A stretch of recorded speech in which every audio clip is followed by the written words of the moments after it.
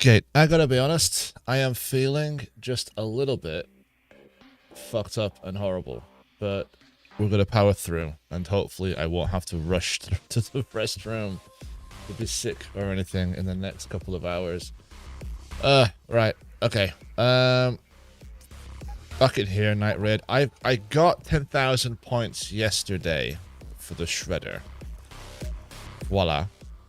Almost 11,000. I want to try and get another 10,000, so I want to try boost this up to 2. Yesterday when I played this, I think my problem was, and I'll be honest about myself, I think I got nervous. I was worried I was going to get killed or taken out after, because I was, you know, hoping to get 10 and I got 10. Well, now I have the 10, I'm going to feel a bit more relaxed because anything above this now is based on just a bonus. So, oof, oh god. Ugh. Let's just get into this. So, we got that. We got that. I think I need more. I'm going to buy some more gun ammo. Yeah. You are such a bitch. Like, legitimately. I'm not saying that as like a sexist comment. You're just so angry all the time. Like, get a job you like if you don't want to do that. Jesus, woman. My god. Okay.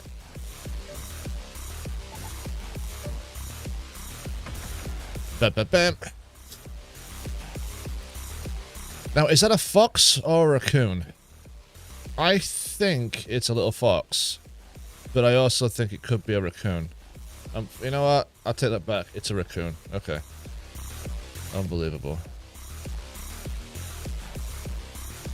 Okay, so going off the shredders, give it a full time. They tend to rematerialize relatively quickly, and anyone who kills me is going to get an awful lot of a pretty high quality stuff, including a hull cracker and a bunch of ammo. So let's not let that happen. But as the saying goes, the goal is to play the game. So if I die, I die. Who cares? It's a. Oh, that was quick.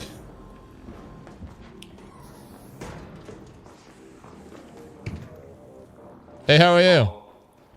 Yeah. I'm looking for shredders. Have you seen one?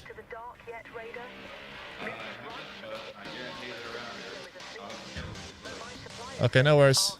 I'll just keep looking. Thank you. They're at the robotics place, actually, thinking about it. Robotics.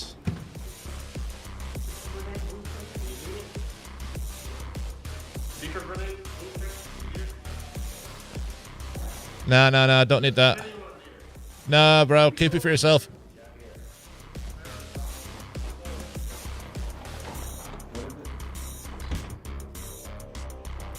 Right, where the fuck am I going? Let's try medical research.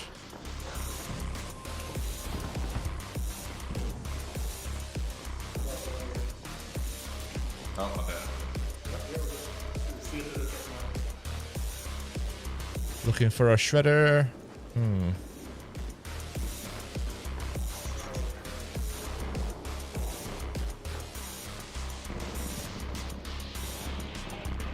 Metro Advan, Metro. Sometimes there's one in here.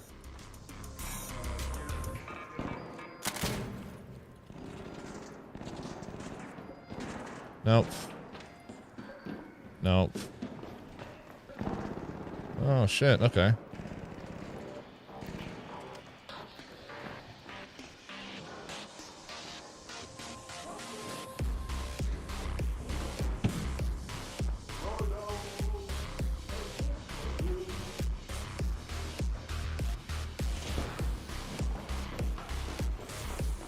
I think up there.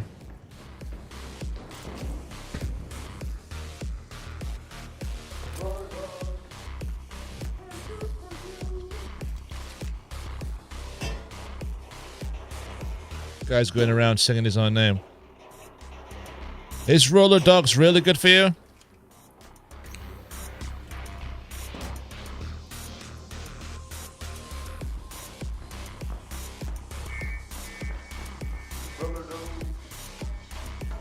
I love the fact you're just running around singing your own name, bro. That's impressive.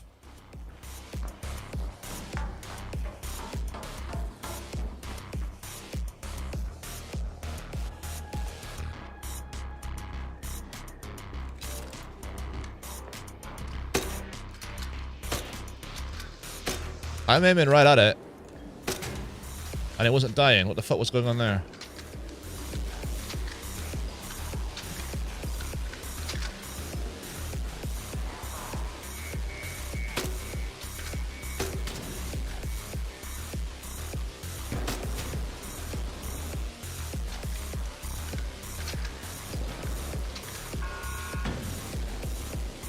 Oh.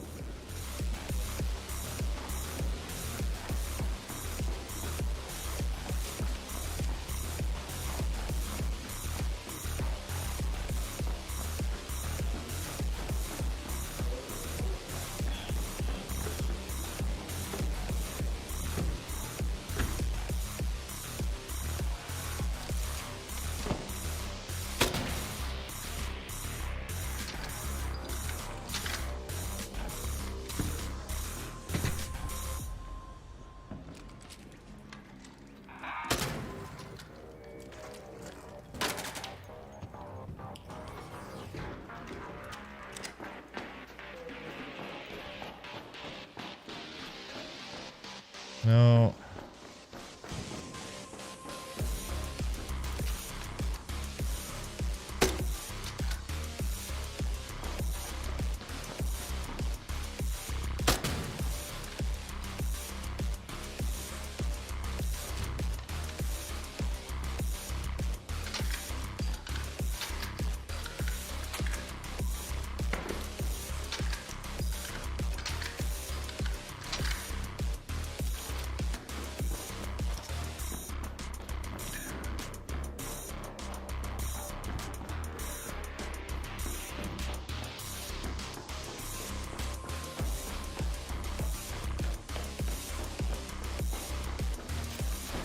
Hey there, how are you?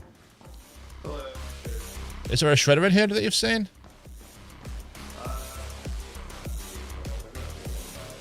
No worries, thank you.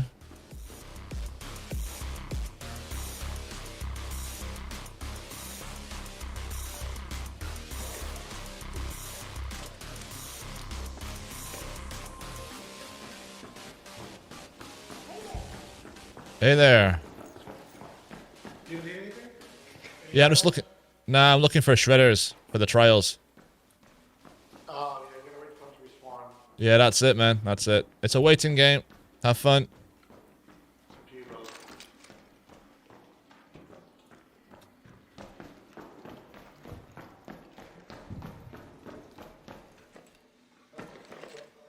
Get on there.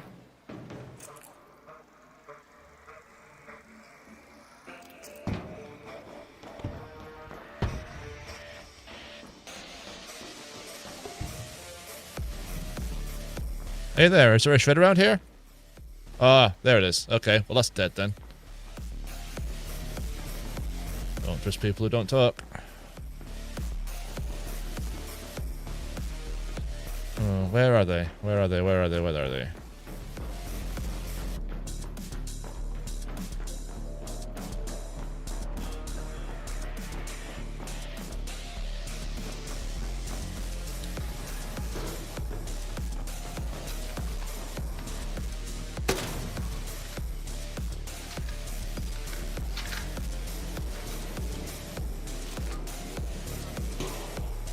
The thing that bothers me most about rats isn't just the fact they attack. I don't mind that. I don't mind the PvP element.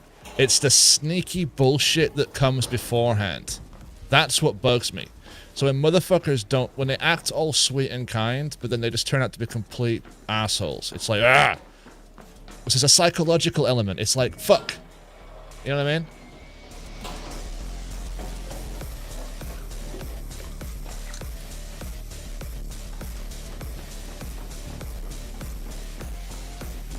Waiting for shredders to respawn. Takes forever.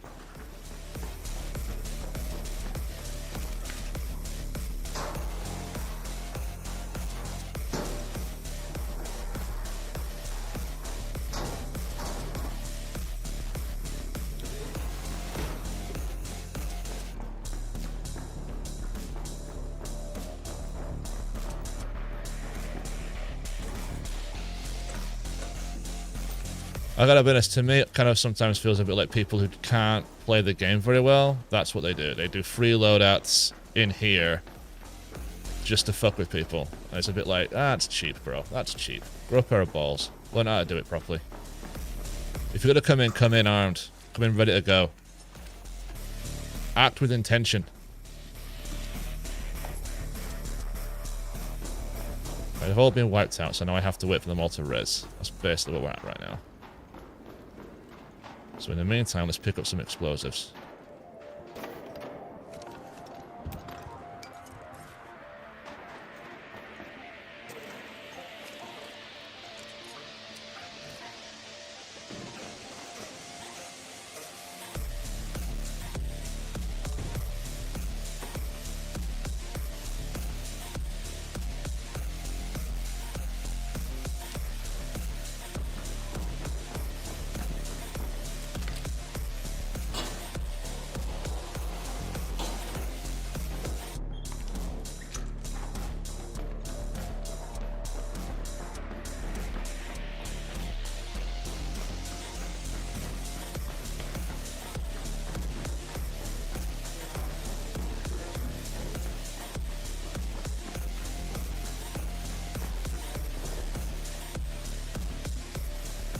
I haven't seen one so far. I haven't shot one either. Got a couple of fireballs, but that's about it.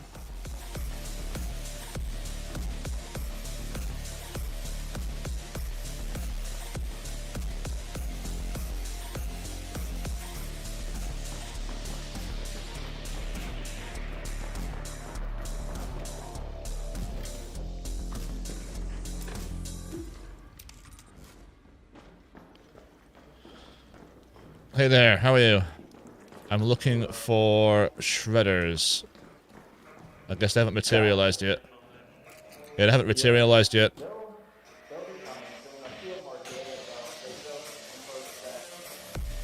Oh, I've no doubt I'll hear them, don't worry.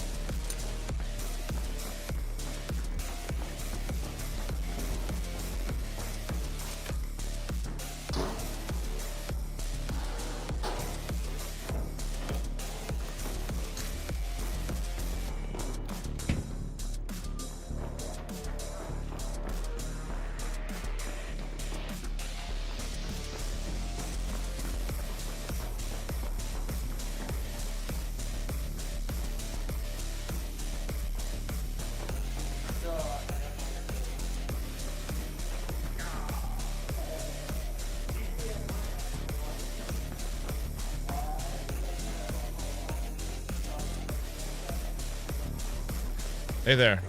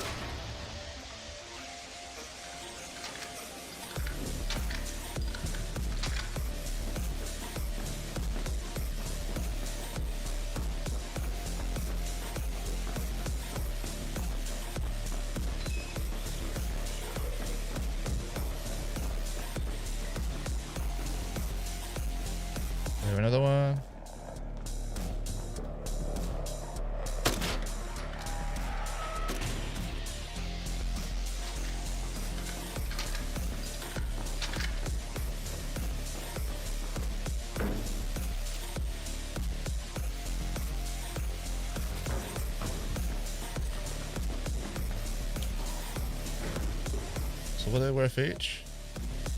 Not terrible, actually.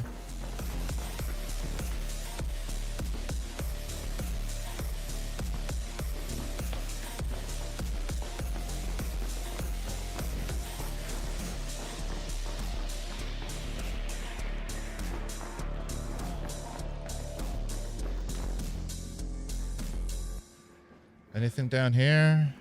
No. No shredders down there. Okay, fuck.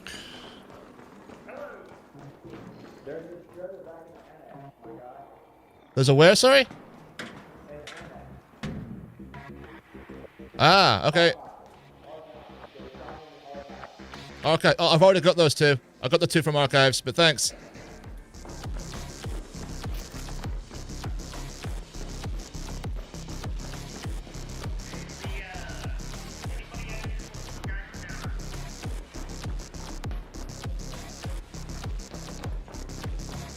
So I guess we'll just keep running around for the next 15 minutes until we get it's for 2 shredders, it's 2,700 points.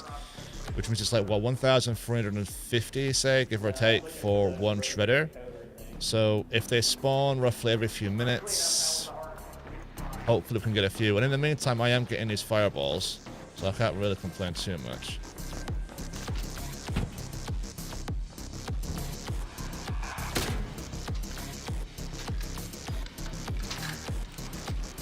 Sometimes one respawns in here. No, not seeing it here.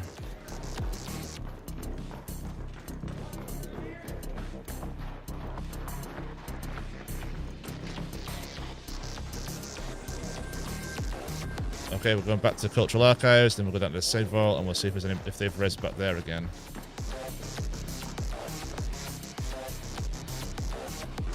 Oh. I thought I heard it, don't hear it. Let's try all the way down. Sometimes you get one further down here. Hey there. If I get murked, you get murked. Fuck it. What are you gonna do? Hey, is there a shredder down here? Hey, is there a shredder down here? Yeah, just kill him. Ah.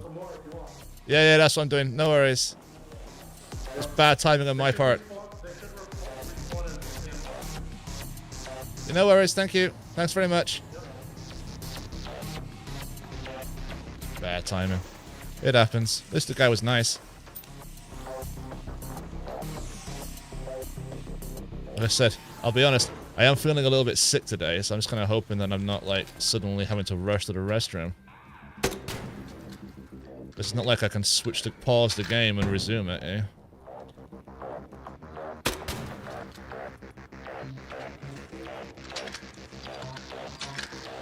Okay, let's head back upstairs and see if we can find them in the, Hang on, which is the last one to close? It's gonna be the seed vault. Right, so it is here. Okay, perfect.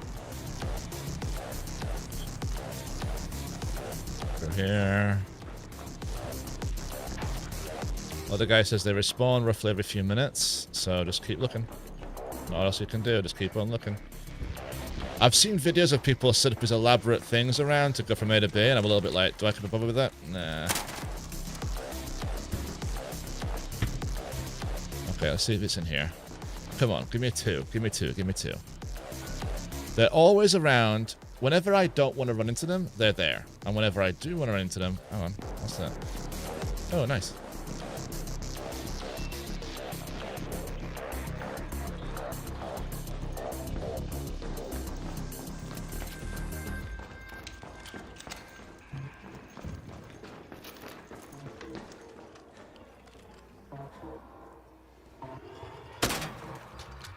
You little shit.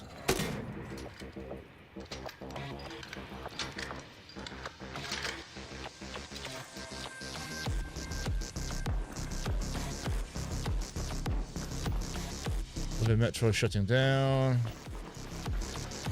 Okay, well, let's keep looking.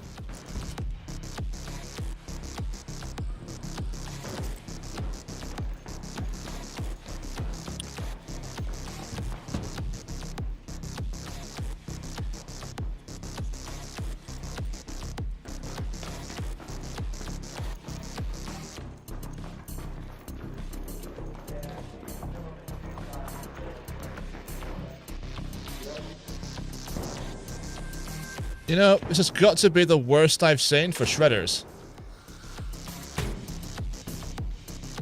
No motherfuckers are everywhere, and I've seen 2.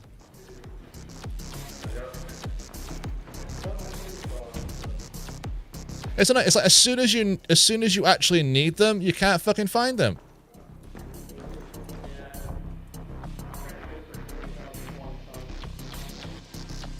I got 10,000 last night, and I thought, right, I'm going to try to get 20 or 15, and so far I've killed 2.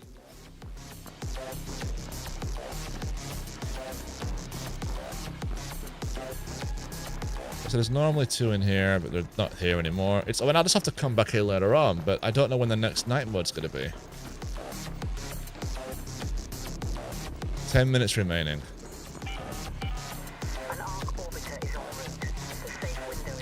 I've yet to have it explained to me how an arc orbiter, right, is able to destroy a facility that's underground. Like, we're underground. You know? We're up in the mountains. Why would an arc... It doesn't make any sense. Okay, some things respawned here.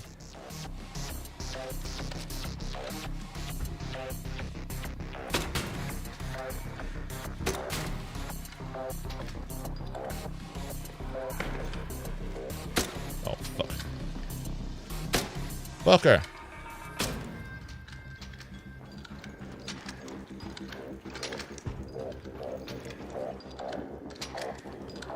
Alright, let's come on, let's see if we can find them.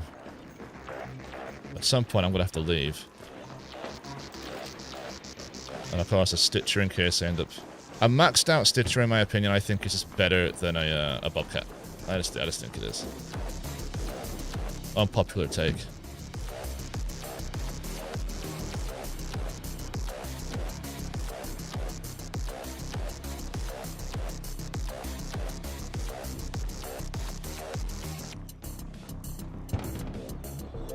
Oh.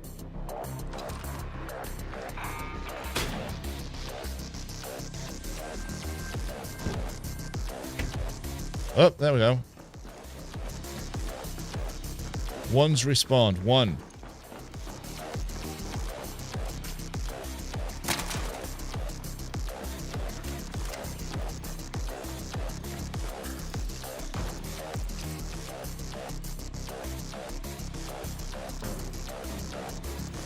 So just run a couple of times and I'll just call it and go.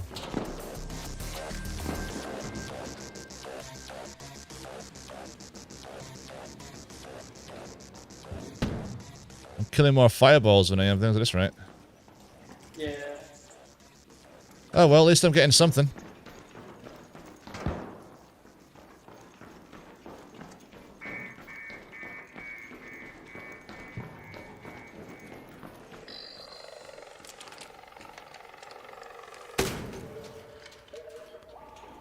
Okay, nothing down here. Yeah. If I do still at MONTIS better, I would go try to pick up the ones in Medbay. Oh, that's such a good point. There's like 2 in there normally, isn't there? Yeah, it's Medbay and Archives.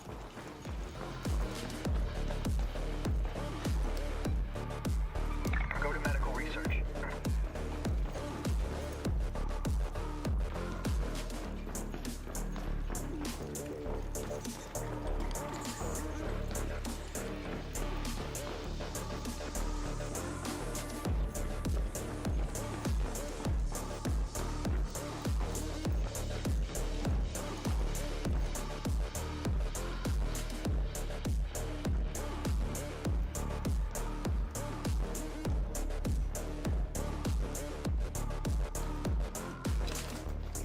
Where?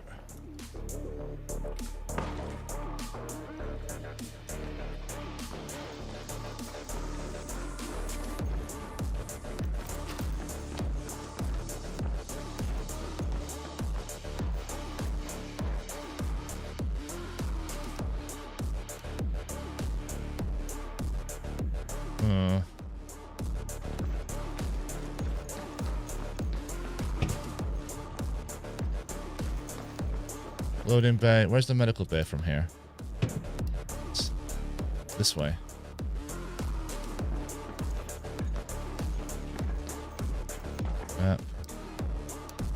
through here. Upstairs. Yep.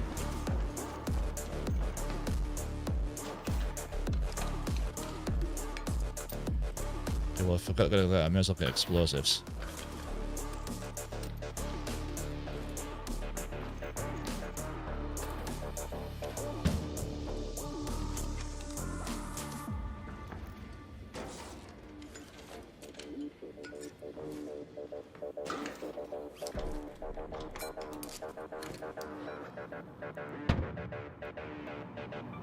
Let's go to the archive. Fuck it, we'll have to get out of here. I don't have time.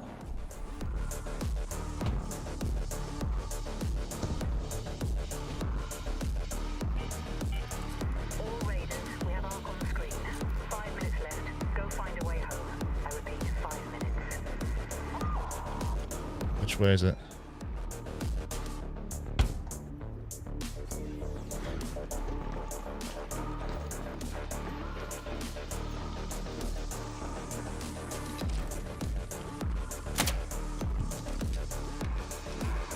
Motherfucker. Okay, I don't have time, I don't have time, I don't have time. I'm gonna lose everything. Okay, how do I get through here? Through there. Fuck.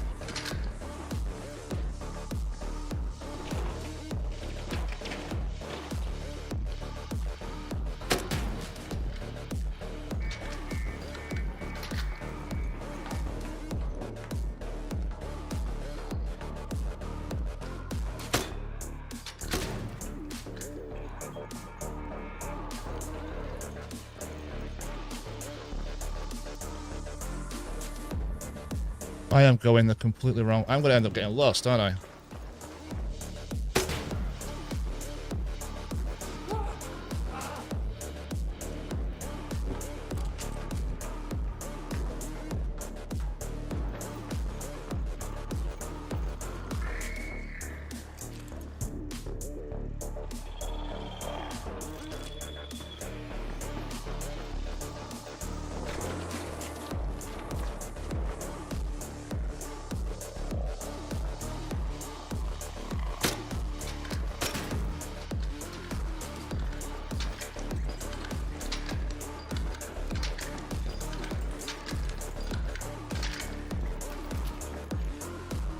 We're gonna be good.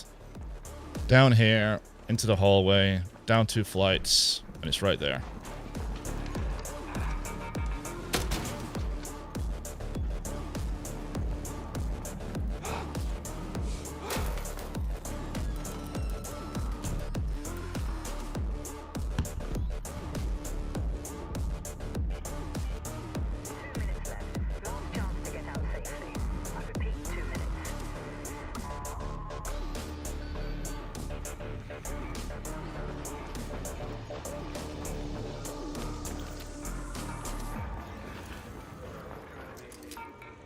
Make way! Coming through! Head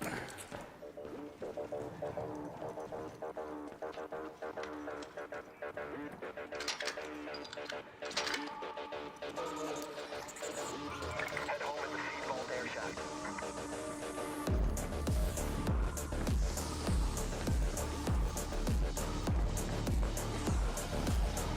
Ah, damn, just missed it.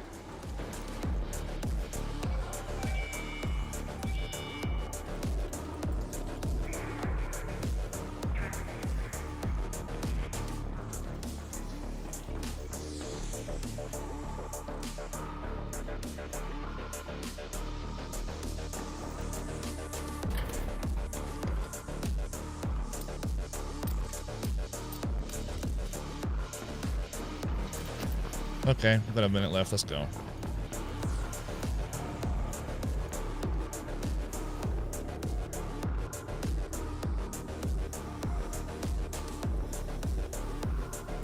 That's not bad. We're coming back in here again now.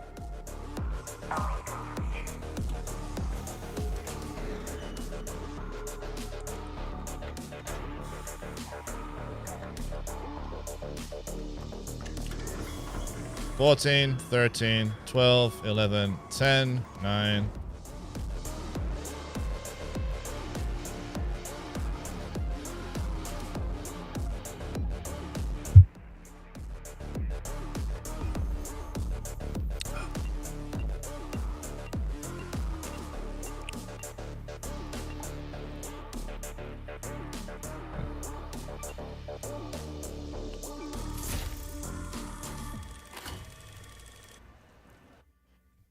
Well, see if we can do that again. I don't think we can. I think it's closed now, sadly.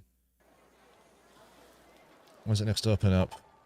2 hours. So it's going to be, what, 9-ish? Buried City, no. All pointless. Okay, so we're just going to do our standard. Let's see if we can...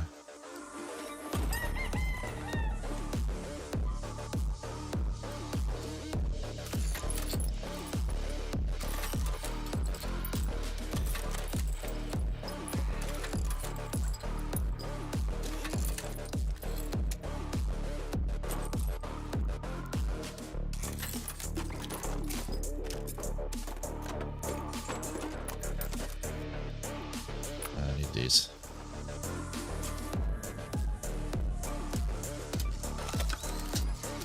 Okay, ditch that and take that instead. Probably swap.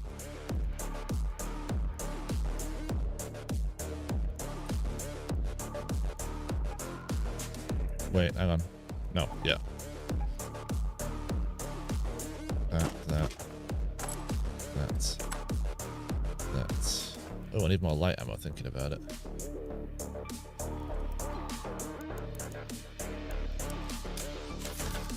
Right, we're going in for raw materials.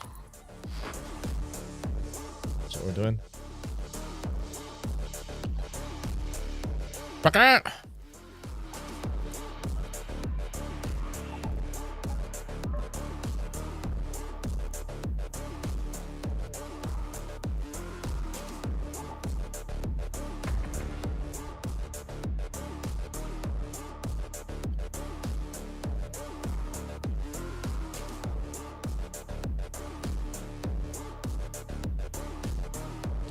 Shopping for parts. That's basically all we're doing right now.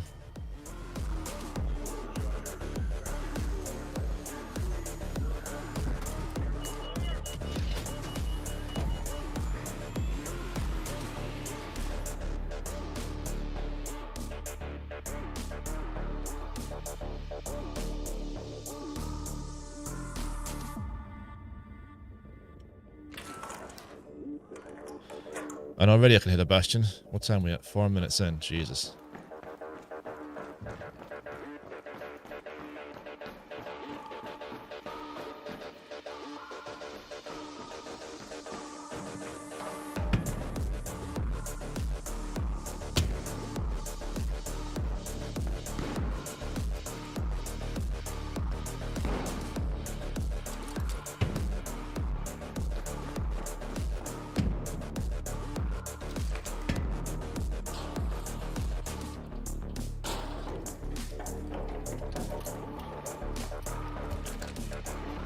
What was that?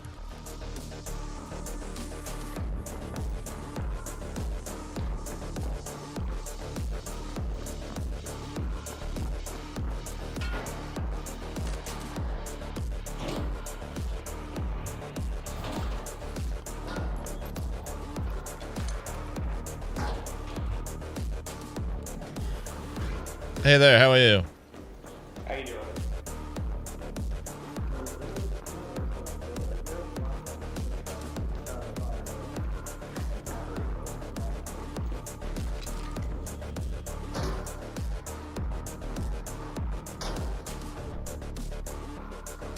Someone's already blown it up. I could hear it blow up then. Maybe I didn't.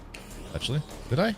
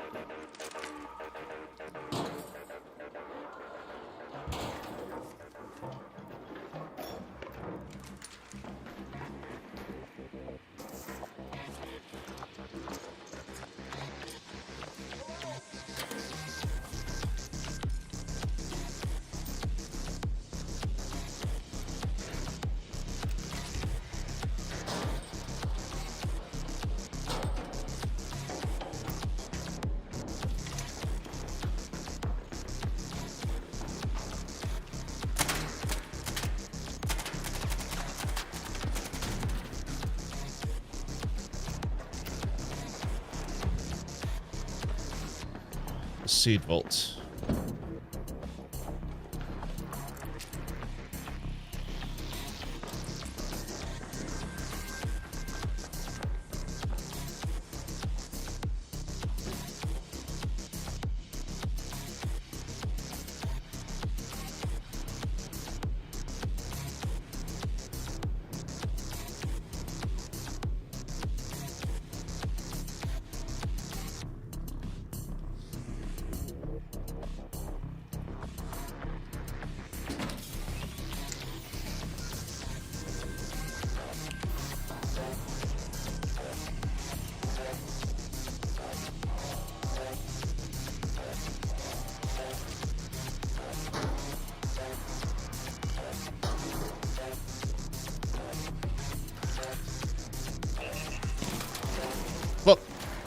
Run!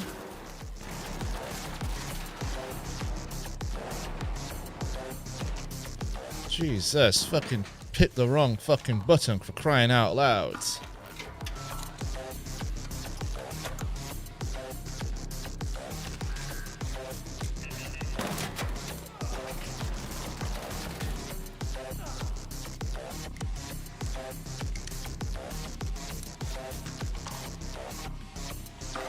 I get a feeling that sometimes that these fucking things have been boosted up. Because that is ridiculous.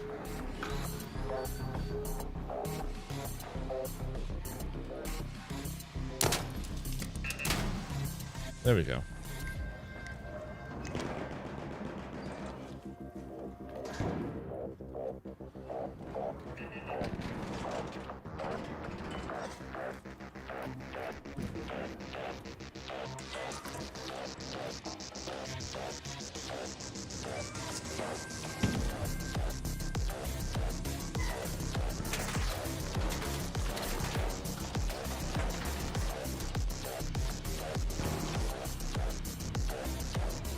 God damn.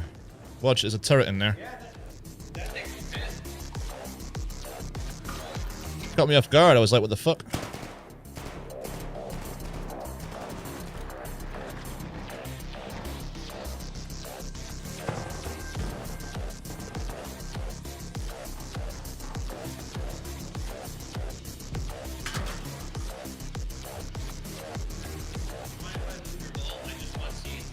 Yeah, well, me too. Help yourself.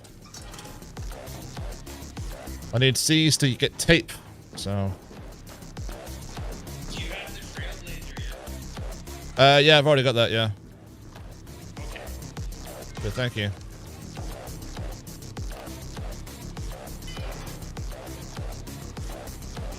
Seeds and chemicals are what I need.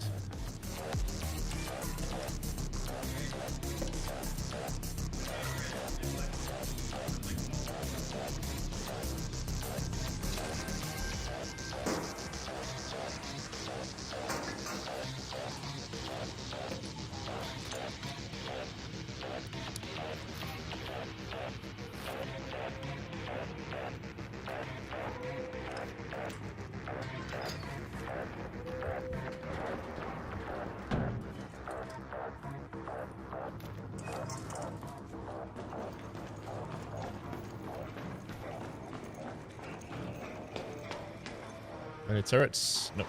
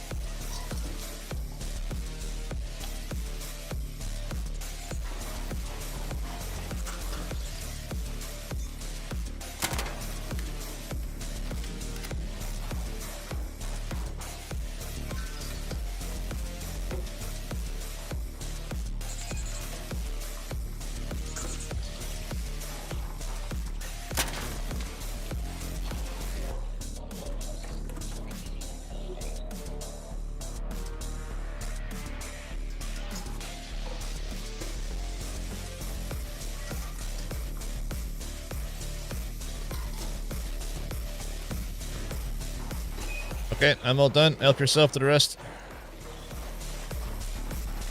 Are you leaving? Yep, I'm done. Want to take the hat? Yeah, I'm taking the hatch. I'm going to back via the thing. That's okay. There's no point wasting the key. Oh, actually, there's a shredder right there, so fuck that. I'm not getting killed by a shredder. Did you say it was a shredder? Yeah, but it's like a, it's not a night raid, so you don't get double points, otherwise I'd kill it. Oh, you're a fucking cop. Yeah, yep.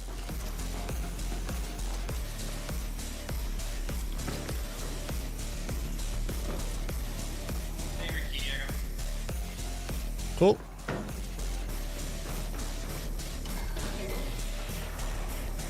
After you.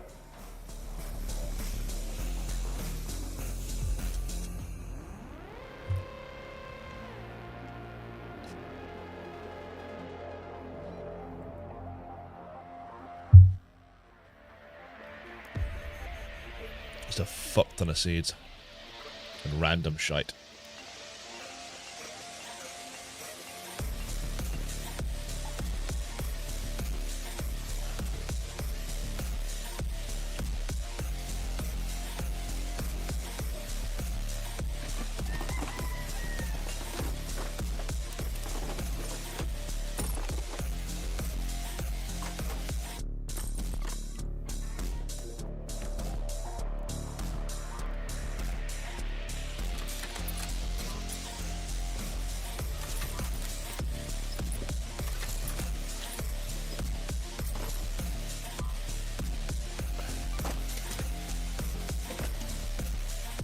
Am I full again already?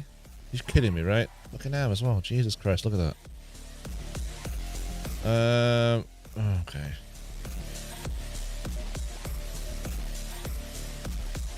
Raider, good to see you. You only got one left. Jesus Christ. Thanks, Raider. Thanks. Yep. Thank you.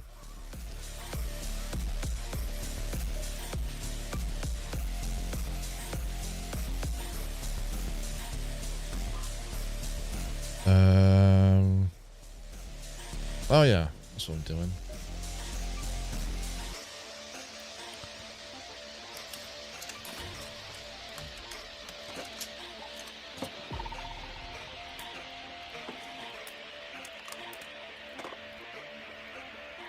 Okay, that's good. That's all blue now.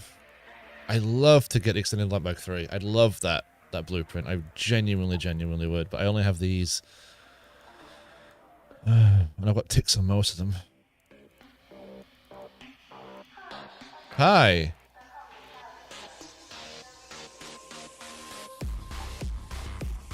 Oh, actually, wait. Sell that shit.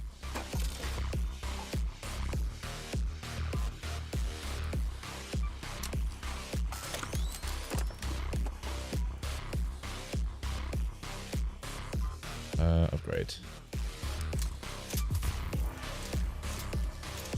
I need more heavy gun parts. Okay. A good way to get rid of stuff in your stash is to upgrade your weapons.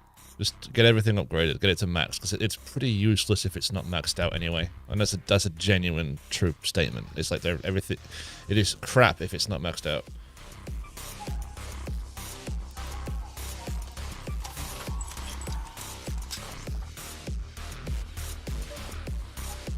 Okay.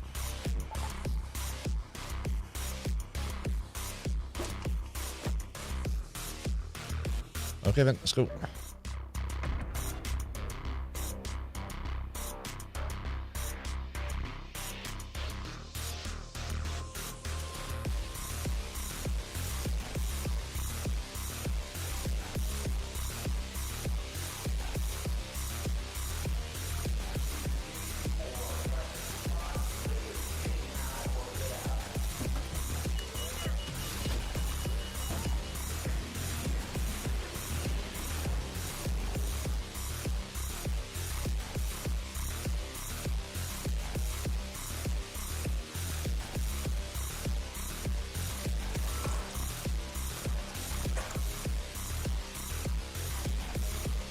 Where the hell am I? I have a loading bay, obviously. Let's go to the loading bay.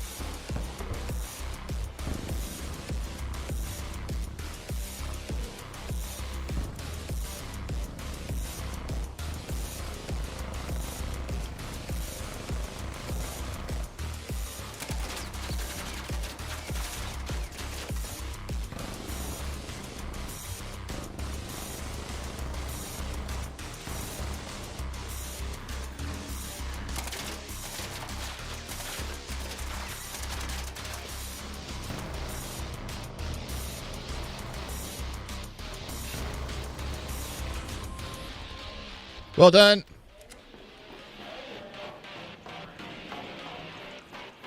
Well done, well done, well done.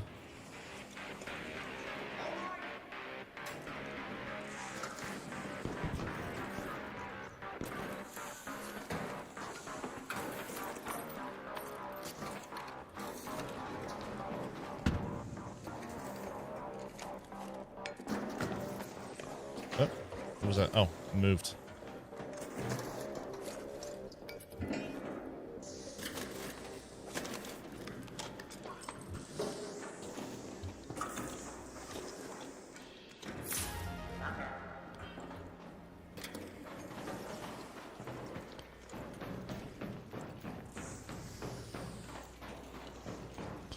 Okay, I think that's it.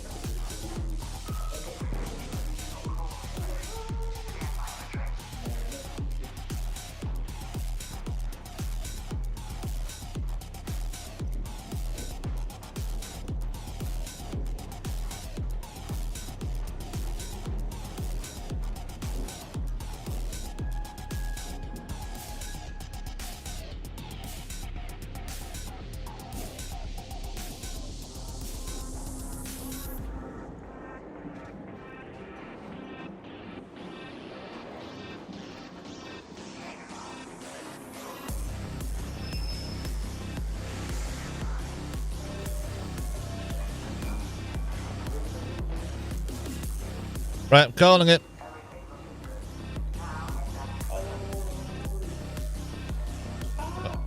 Oh, sorry, bro. You should have said. Shit. If it had said something, I would have cancelled it. It didn't say wait.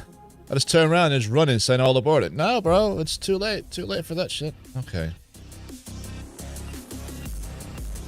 We've got fucking 2 hours to kill between now and when... Oh, that's not bad. Night mode opens again, so I can get the double points and try and, like, get a bit more done with the trials. So between now and then was one thing we need. Income, which is a fancy way of saying selling a bunch of shit. Okay, so recycle that to oil. Chemicals, that goes in, that goes in. That recycled down to oil. That.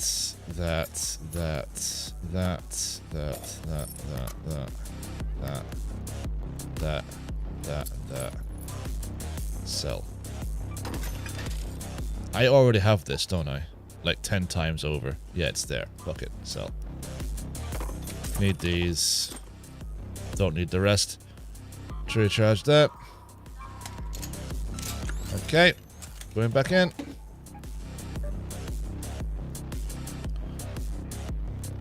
Ooh, ammo.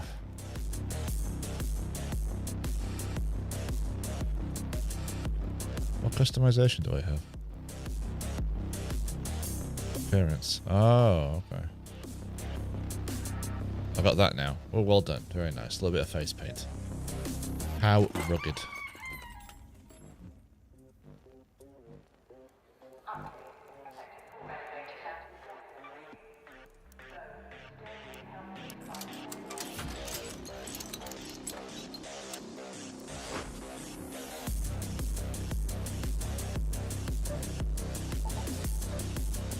Go.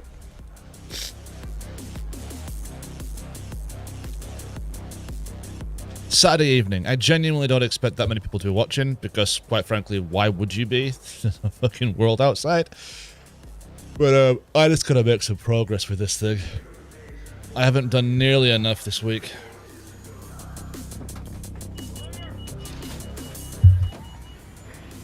So between now and, I don't know, midnight, I guess, this is basically my job. Ugh. How are we all, though? How are we? Had a few new people subscribe this week, which is really cool. Really like that. Hope you're watching. Hope you're enjoying. I hope I'm delivering. Okay, we are half an hour. Perfect, perfect, perfect. Okay, let's get some of these, because these are valuable.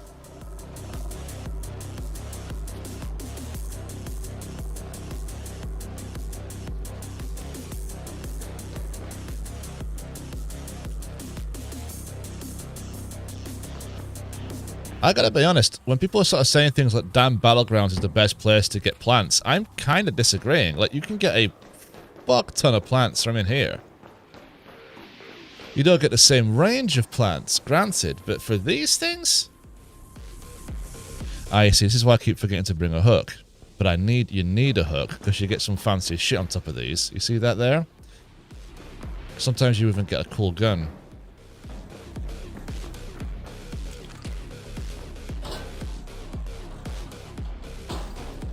Okay, let's time to restock up. Oil, always useful. Ah, see, look right there.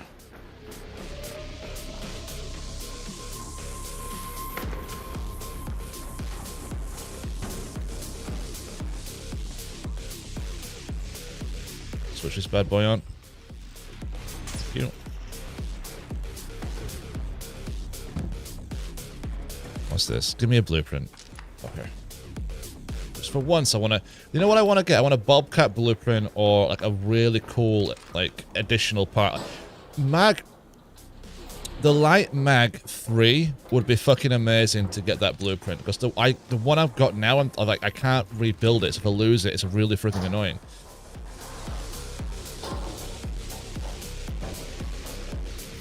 Okay.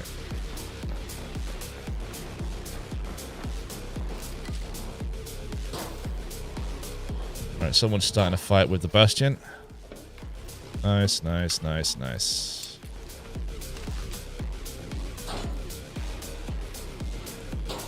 Come on. Nice, nice. One of these days I'm going to find a blueprint I actually want in these. Is a maxed out Pharaoh any good? I gotta be honest, I've never bothered to do anything with it. I assume not.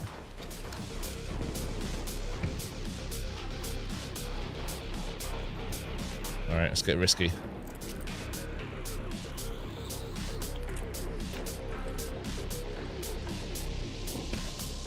It's all the way over there. Someone's calling out already. Jesus. Right, what do I actually need?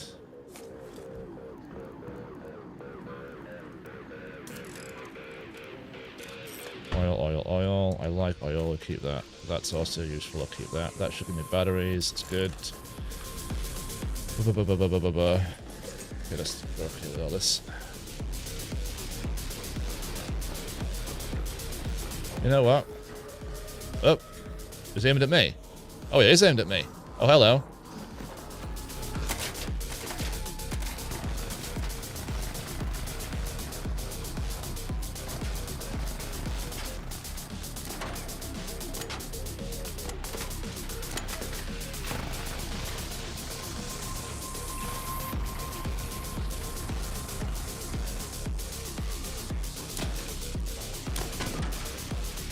At this point now, you want to get around him, but I'm not doing that because I don't have enough time.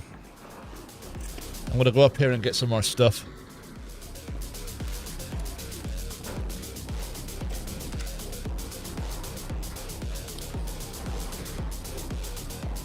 Actually, I do have a couple of grenades I could lob. Is that worth it? I don't know. Okay, I am annoyingly indecisive today, I really am. Oh fuck it, let's do it. Let's just try to take him out and try and see if we get the Bastion cells to ourselves.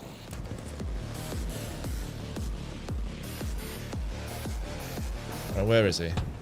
There he is.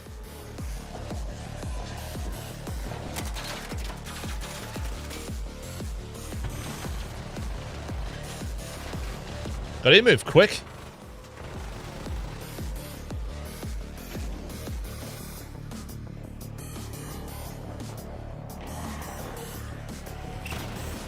Fuck.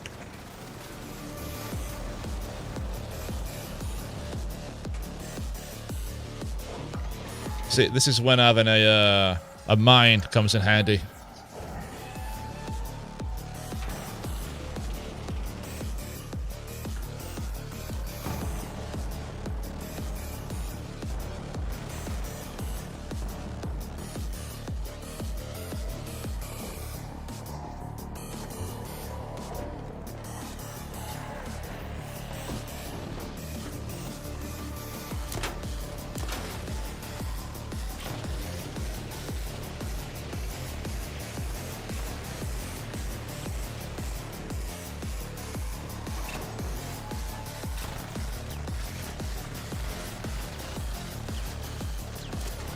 Fuck me, I can't even get a good shot.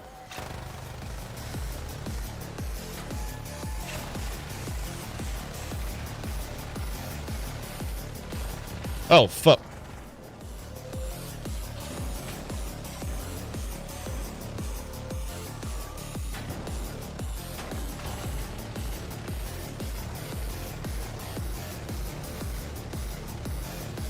Give me a good angle, you fucking thing.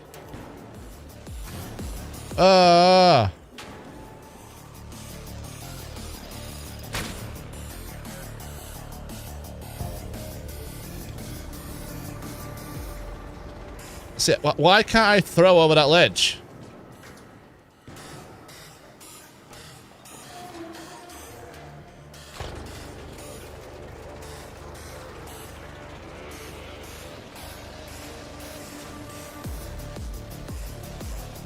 Okay, that shredder is clearly heading towards me.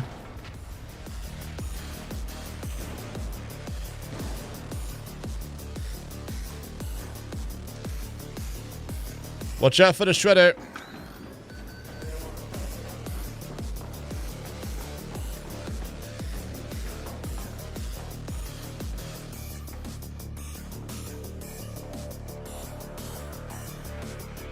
Is it gone? Is it gone? Oh, it's over there.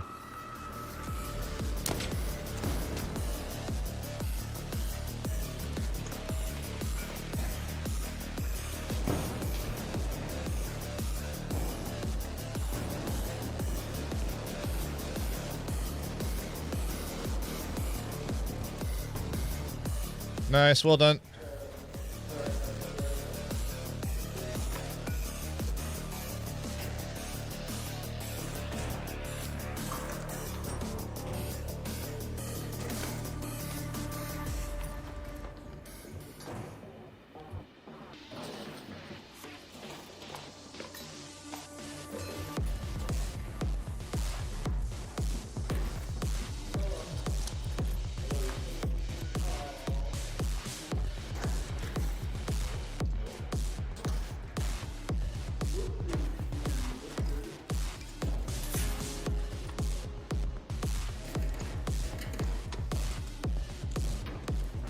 Okay, I'm off.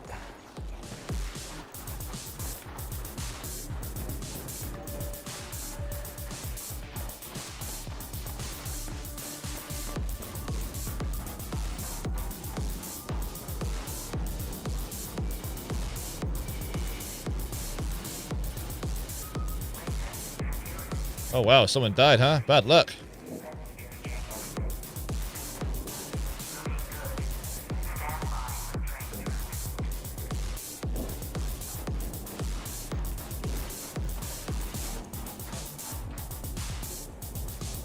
$74,000.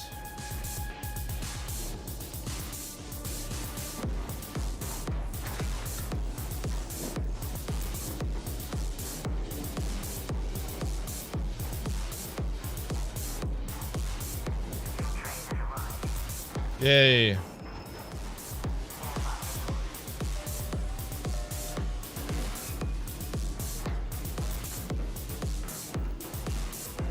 All right, let's go.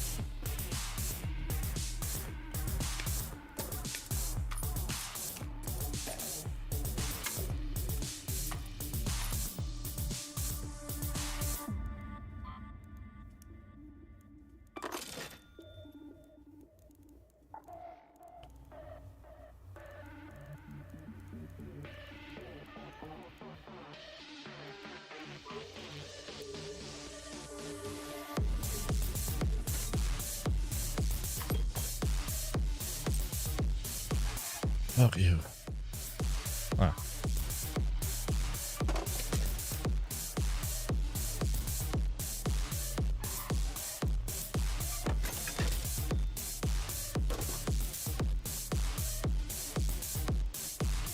Oh, we're running out of these.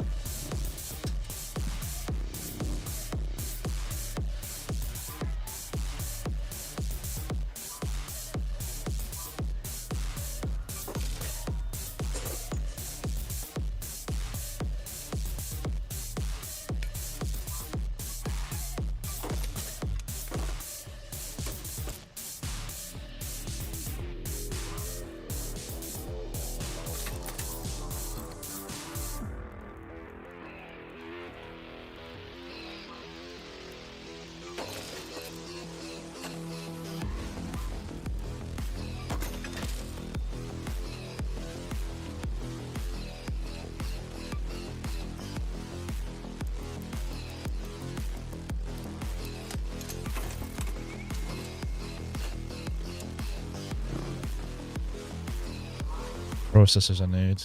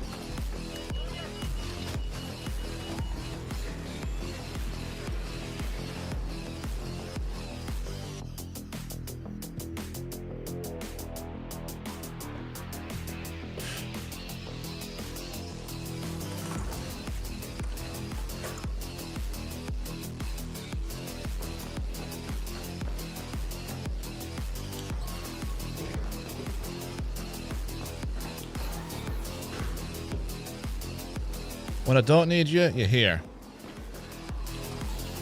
Unfucking-leavable.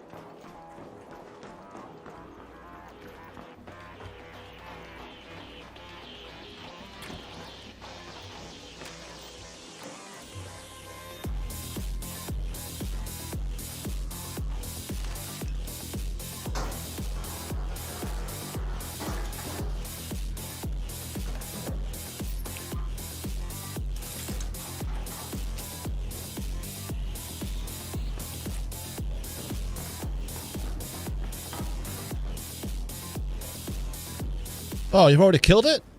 That was quick.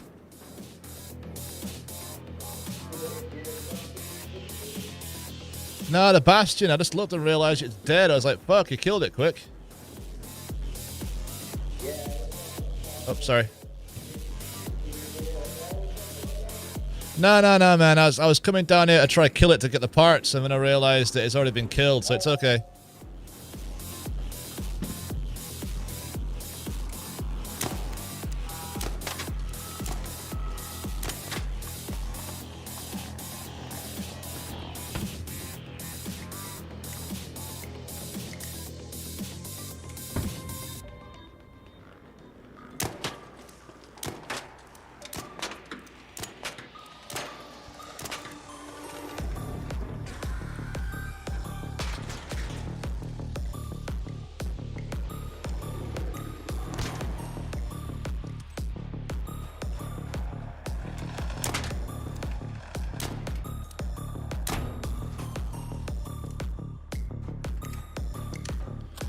No problem.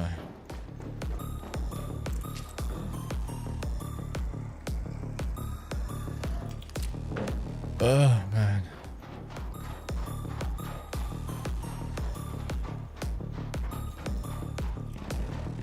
Hunting for parts doesn't have to get fucking tedious.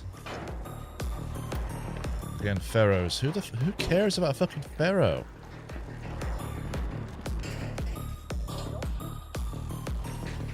Guys like that always try to kill you. It's like a thing they do.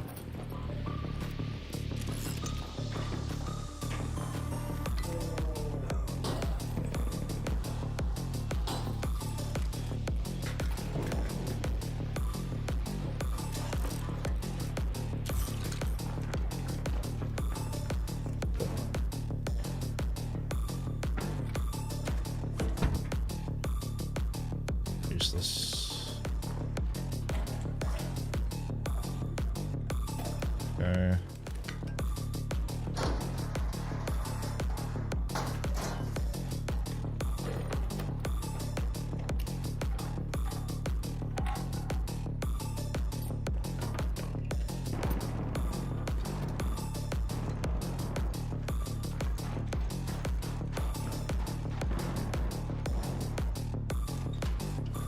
No. No. That one, no. They've all been searched. Fuck it.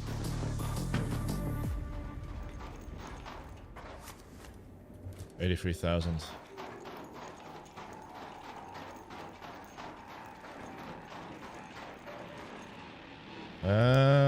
You know what I could do?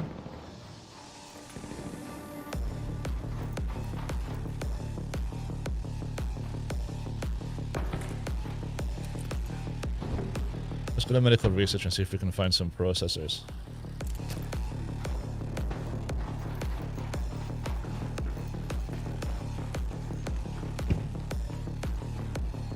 Hey there, how are you?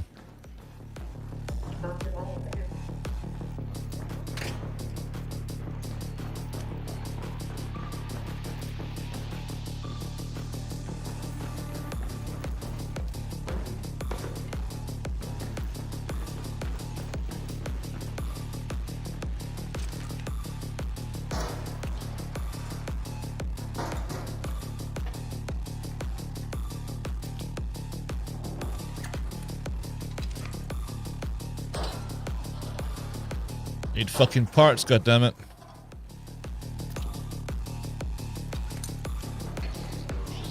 Oh, shush. I'm surprised these things haven't been hit. I think people are catching on to the fact that, like, here's where you go to get the things, the basic shit you actually need, you know?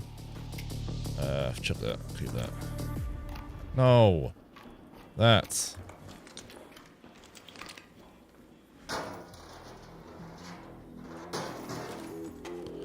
No, yes, no, no.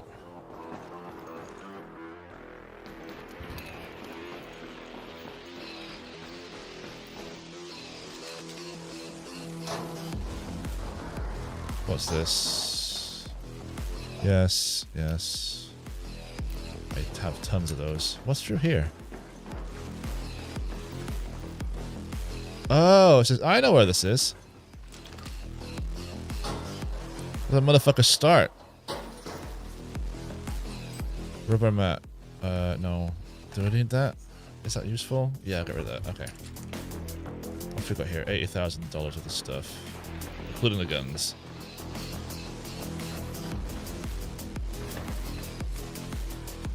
Explosive compounds. We'll get rid of that. Because they're fucking pointless. Recycle that into crude explosives. Grab that. It's 2 crude explosives. I'm thinking, given the Bastion's gone, there isn't an awful lot of expensive shit you can get. So, might just head out before someone gets the bright idea of thinking, fuck it, I'm gonna rat every MFer in here. Wait, downstairs open? It is open.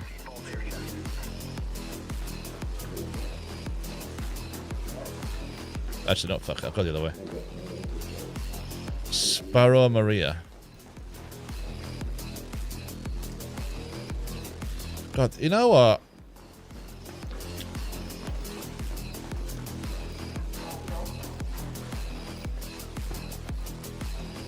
I'm good. It's been opened already.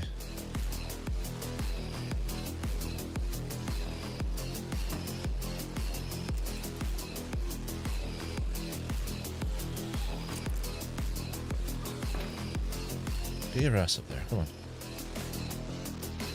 fuck me. This guy is out of shape. Come on. Up. Jesus Christ. You chunky little boy. He's got no life in you at all, have you?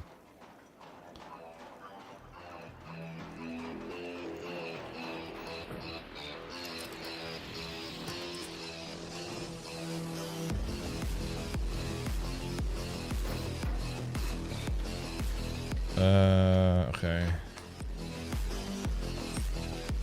For that.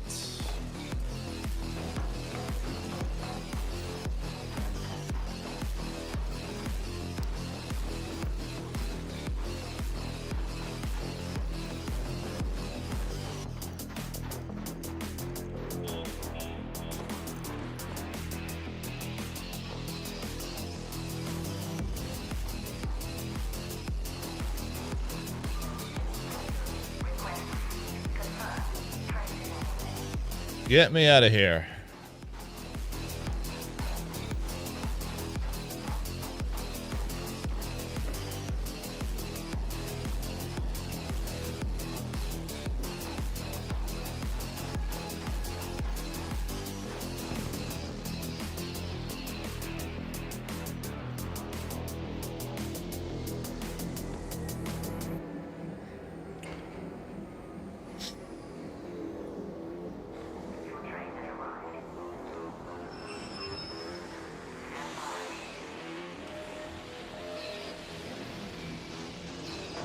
Okay, calling it.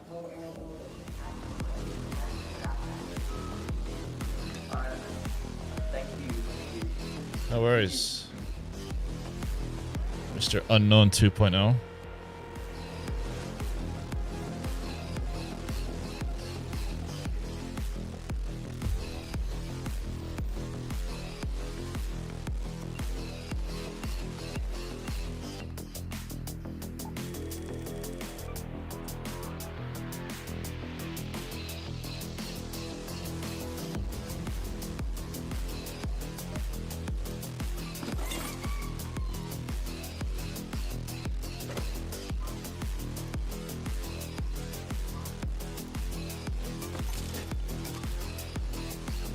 Those.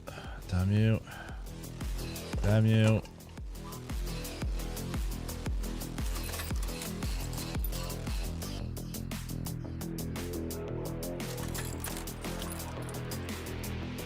Oh, fuck me. Okay, I need to make more space here.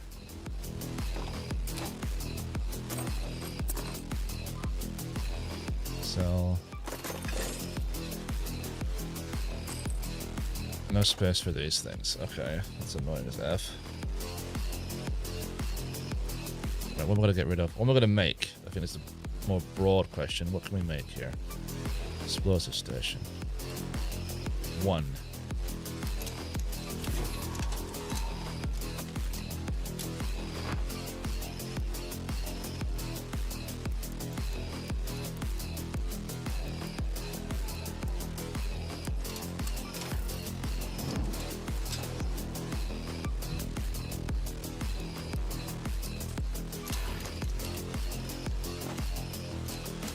Explosive mine. I don't use this shit nearly enough. Where is the smoke grenade? Gas grenade, no. Trailblazer, no. Jolt mine's also always pretty fucking handy. Pulse mine. Gas mine. I don't have a smoke grenade? No way. I don't have one? Oh shit.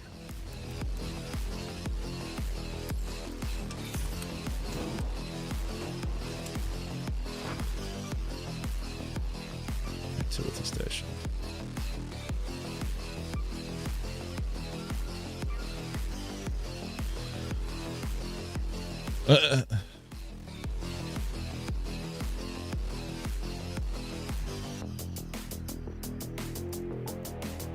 Way too much shit. Okay.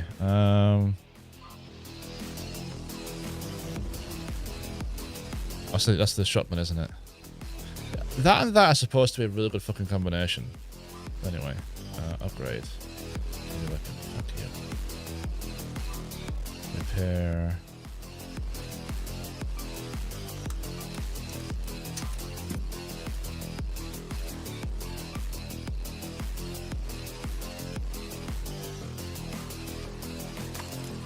the hell was that?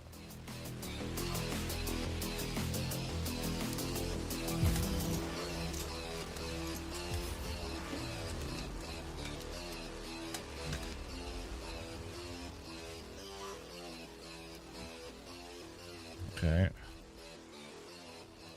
No fucking space. What do I get rid of?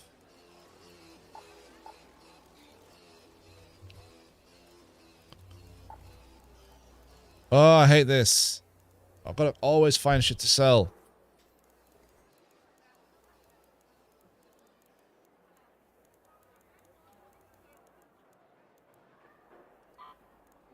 Sell.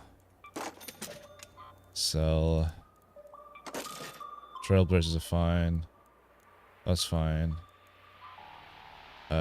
Sell. I need the space. Okay, good. Finally got a bit of space.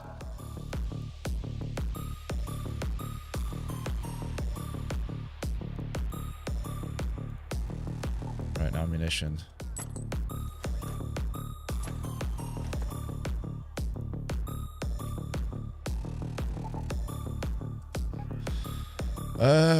You do get them there, from what I remember. You do.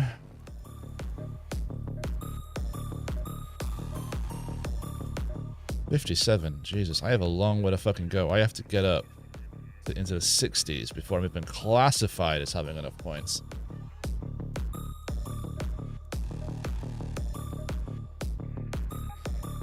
I really want to get to here.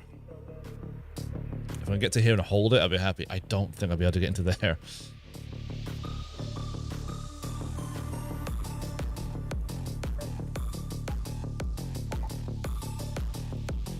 Okay, ready up.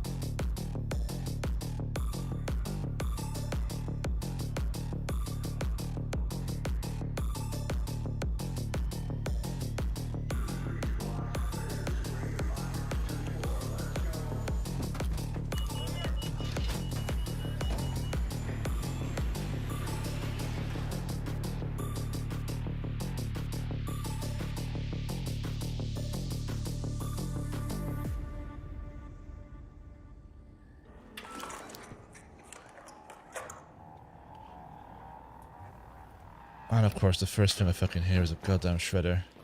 Where the hell am I? Let's go to the loading bay. Where are you? You're up there? Fuck.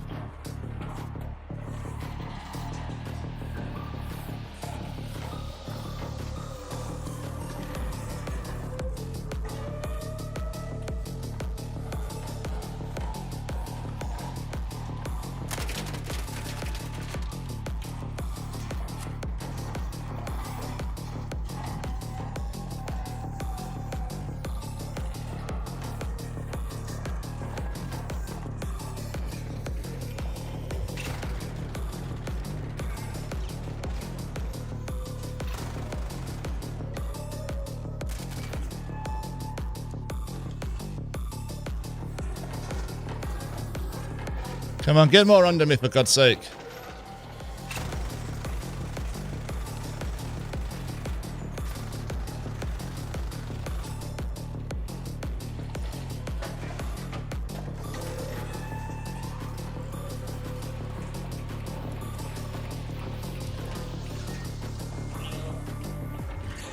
Yeah, get back, get back, get back, get back, get back.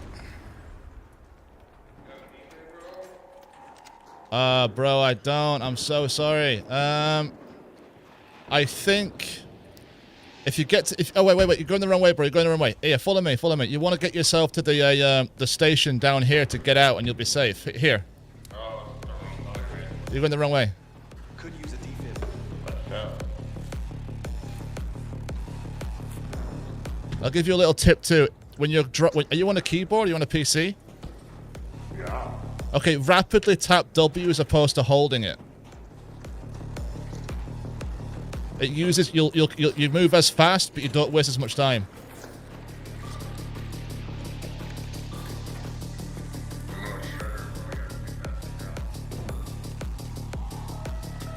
Oh shit.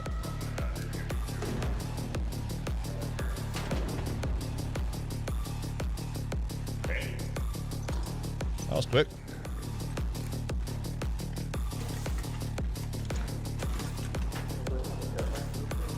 What you said that looked like?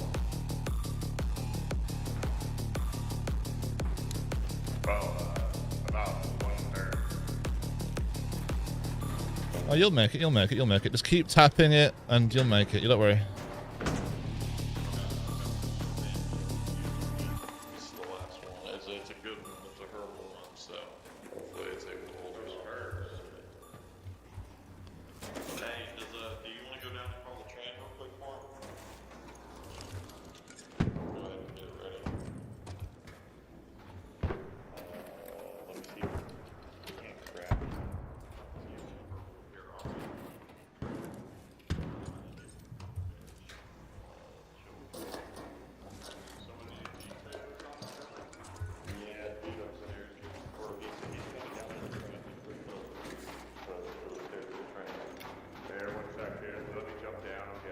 Hey, the train's been called. You should be able to make it. Just keep going.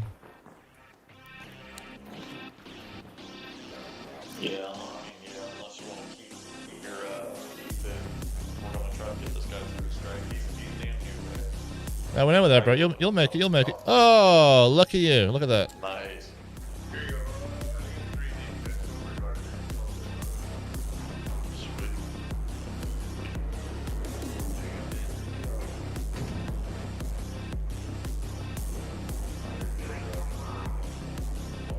Actually, I wonder. You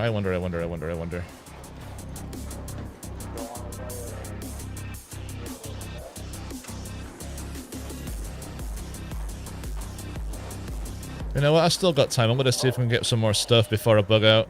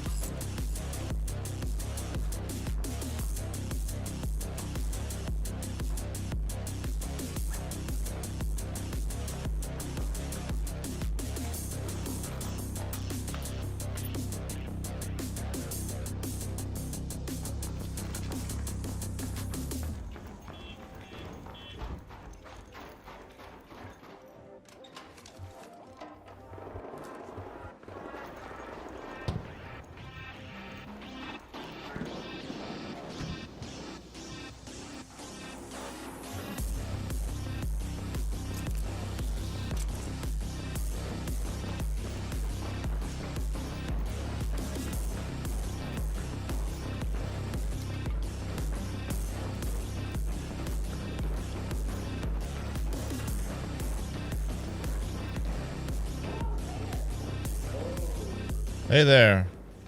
The wit.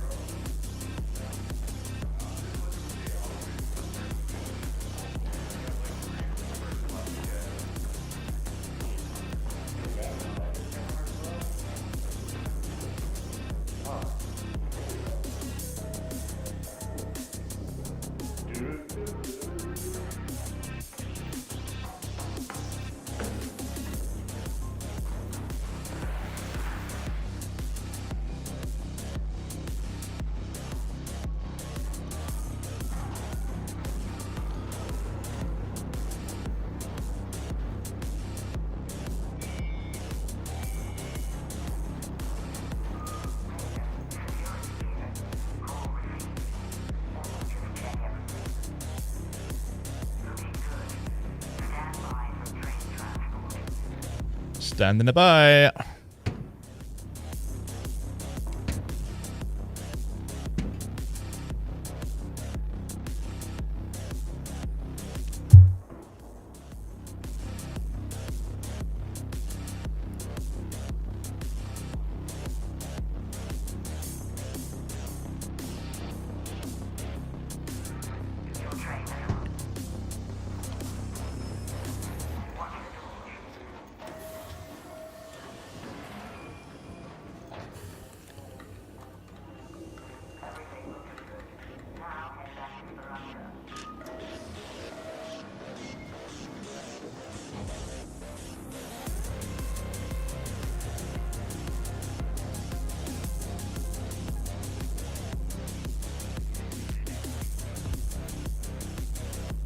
Cool.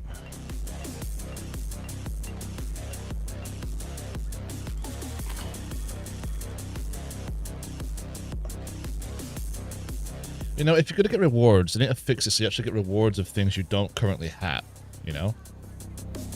Make it rewards of things that I dare say are, you know, useful.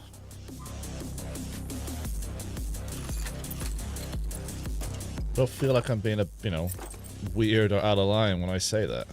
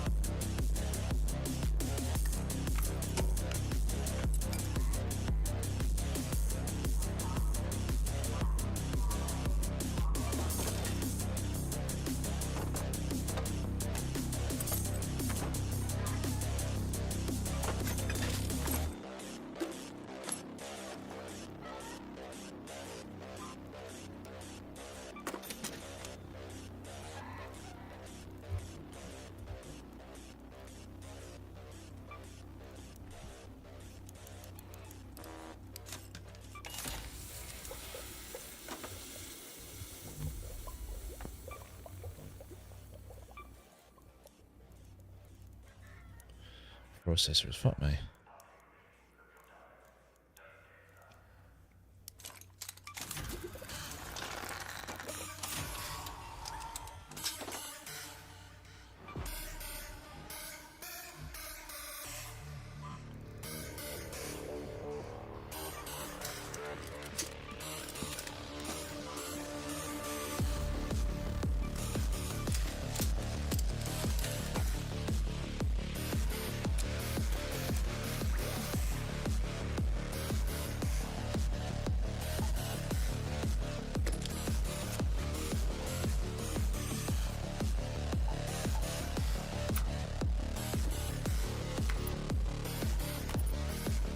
Why doesn't it auto stack?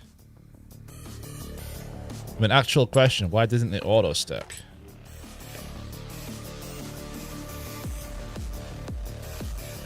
Okay, that's weird.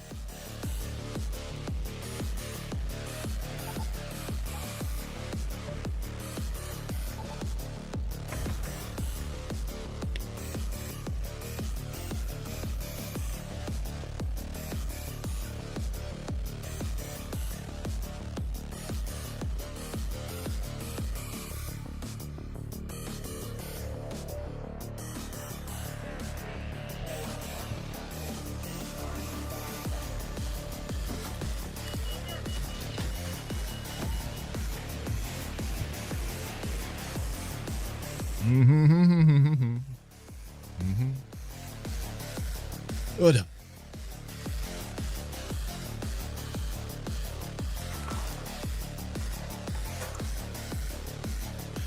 Where the hell am I?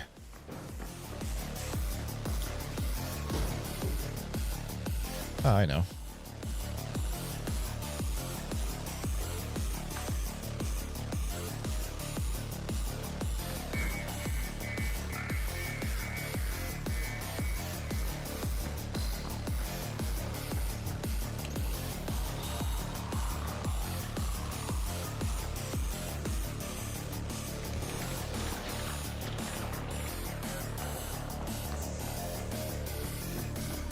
Oh, going the wrong way. Shit.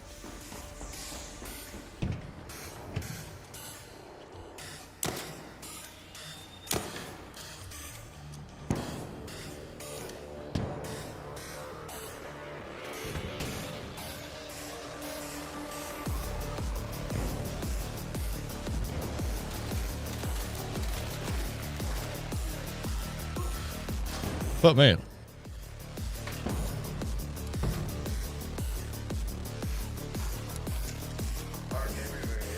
Yeah, this was a fucked up place to spawn.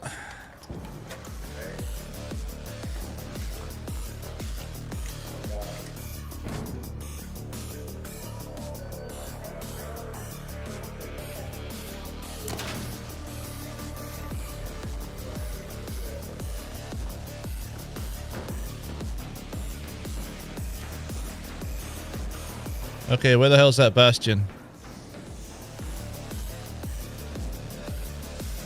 Ah, there it is.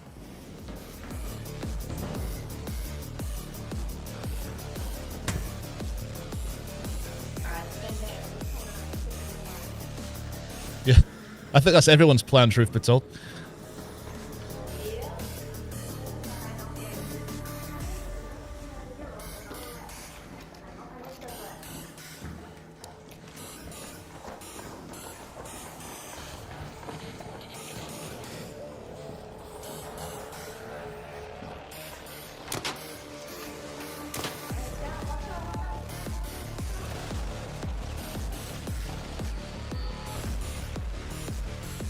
Good thing I was stood behind this thing, huh?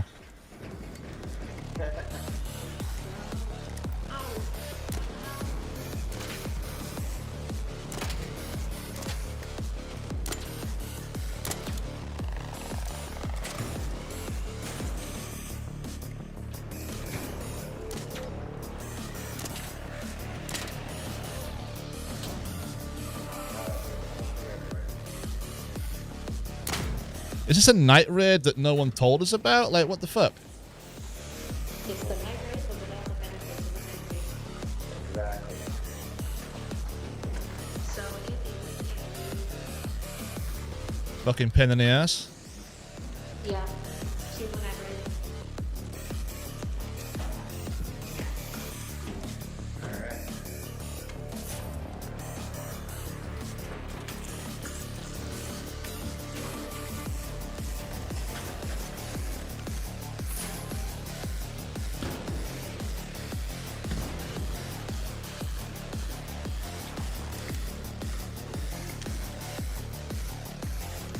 Alright, okay, and we'll go find some oil and stuff. Take care. Take care, Raider. Take care.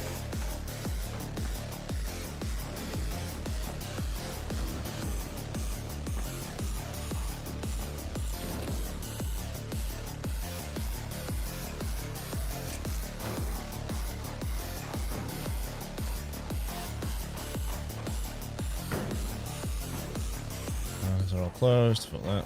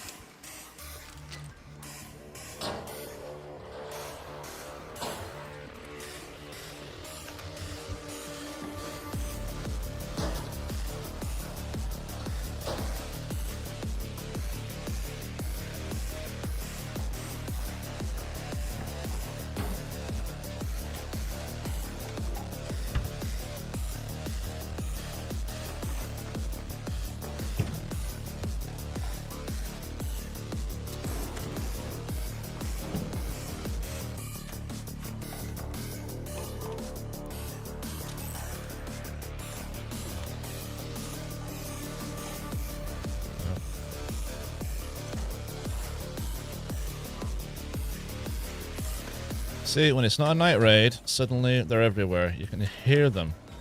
Like roaches crawling through. On a night raid, all fucking gone. That's for something. Fucking unbelievable. That's how annoying shredders are.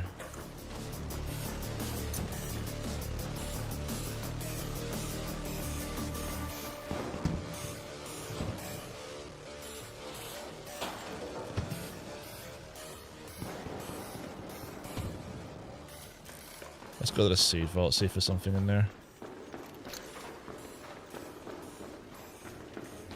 Oh, that hasn't been open.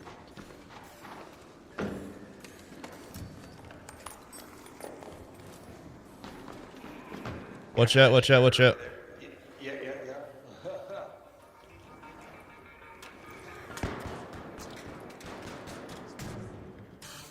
We said there's a shredder down there. Maybe it was a ball of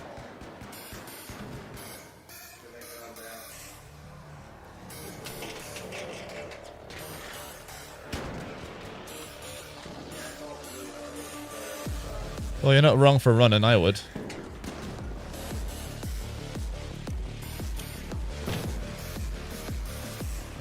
Jeez, it's like a night raid, but you don't get double points.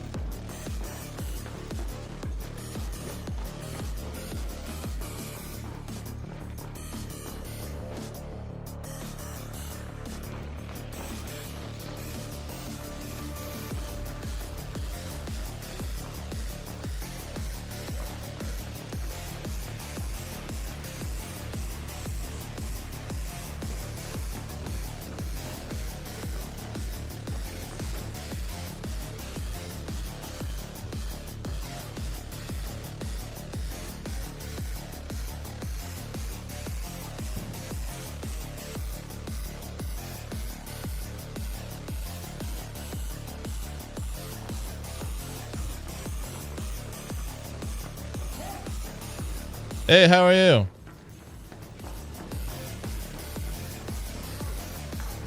Is it already open?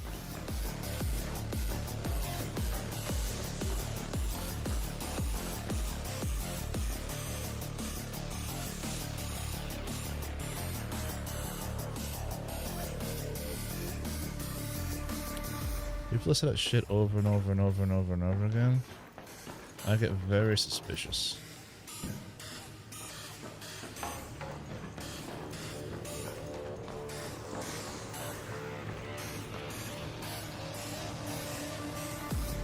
Aha.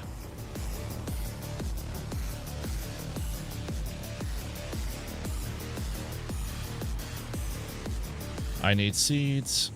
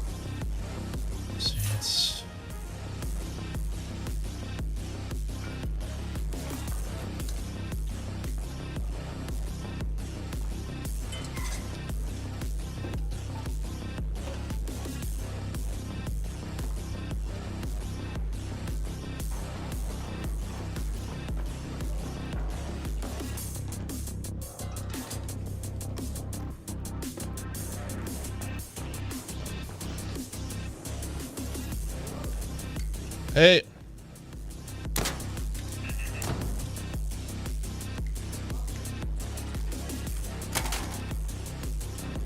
Nah, I'm good, dog. I'm just looking for a,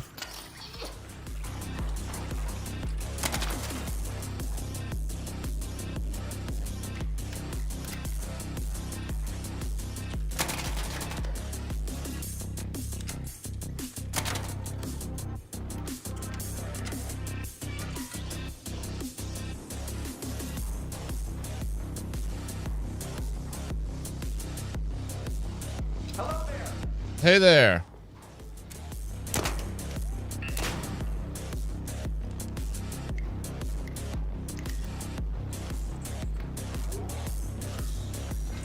Motherfuckers who do shit like this. Made me fucking nervous. Why do you keep saying hello?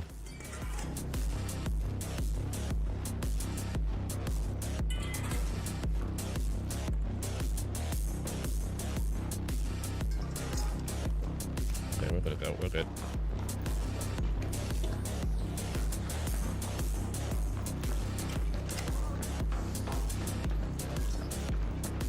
Yeah, just a tip, bro. Saying hello over and over and over again gets a little bit creepy.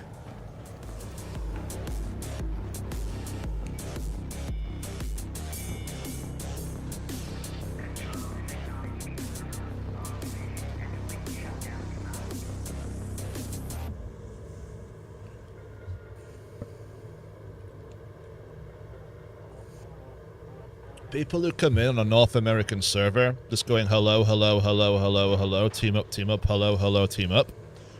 No. Talk to me. You have a button there. Press it. I don't trust you. I don't trust a fucking thing you say.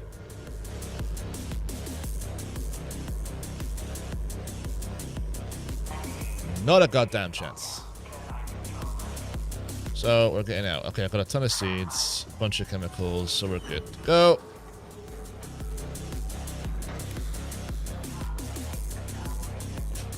Safe travels to me. Thank you. Let's go. Drop this shit off, and then we're going to do exactly the same thing over and over and over again. Continue, continue. Not bad. You see, what I'd like is if when you actually get rewards, you get rewards for things you actually need. Like, the game should be able to go, oh, okay, I see you already have this blueprint. So why don't we give you another blueprint that's tailored to you, something more in your category, maybe something you don't have. That's an incentive, right? Because I already have this. It's pointless. It's useless, you know? Unless I use it for, like, I transfer it to someone else and they give it back to me whenever they... When is the expedition, by the way? 10 days' time. Do I really want to do it and start all over again? I don't think I do.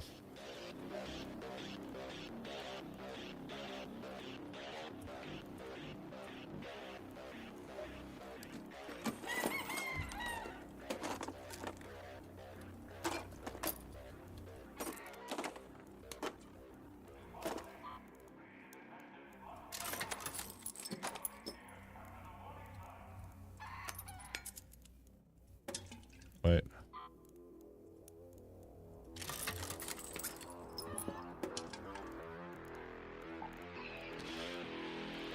Look.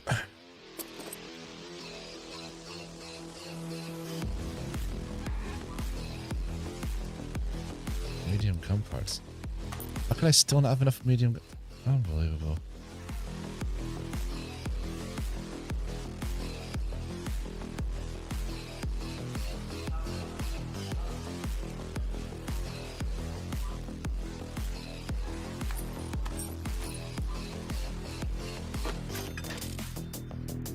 I'll clear some space up. I don't know what those other things are for. I genuinely don't know the point of these things. I used to have a way more of these, so we're selling too many cores, clearly. Sell those. Meh, meh, meh, meh, meh, meh, meh, meh. What a fucking plastic. Sell that.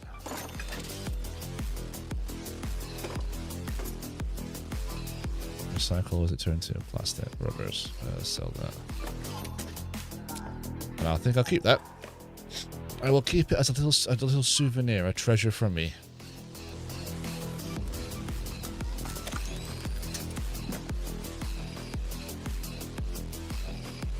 Oh, yeah. So.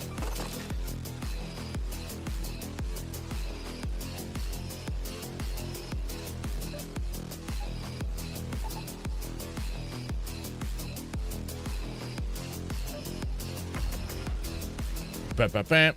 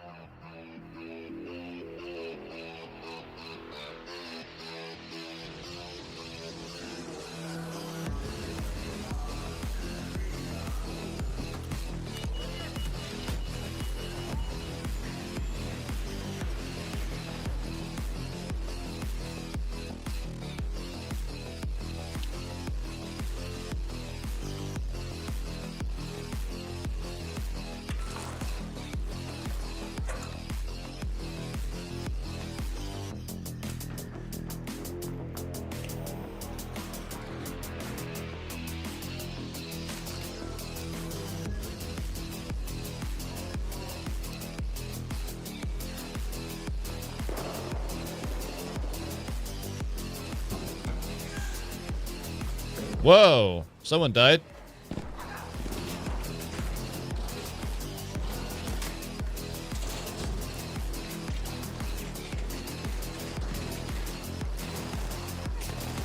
Whoa, whoa, whoa, whoa, whoa, whoa! Fuck me, guys. Someone's getting crazy. Someone's getting real crazy down here, huh?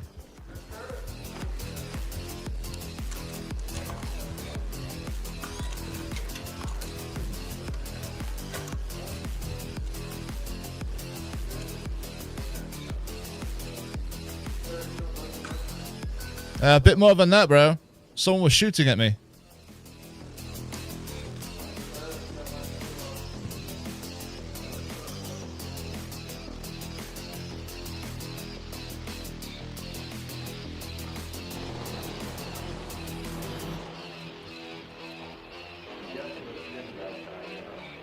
No, it's her. It's like looking at me right now.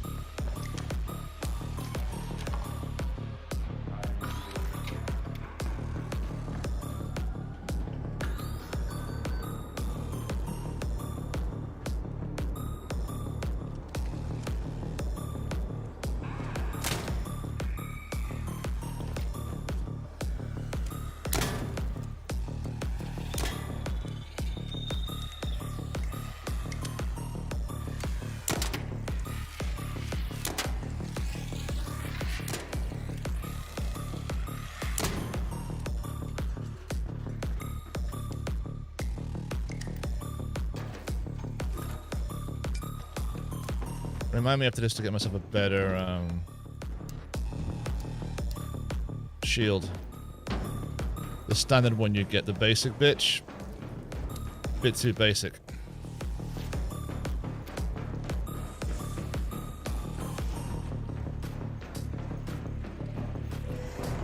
Oh, fuck me.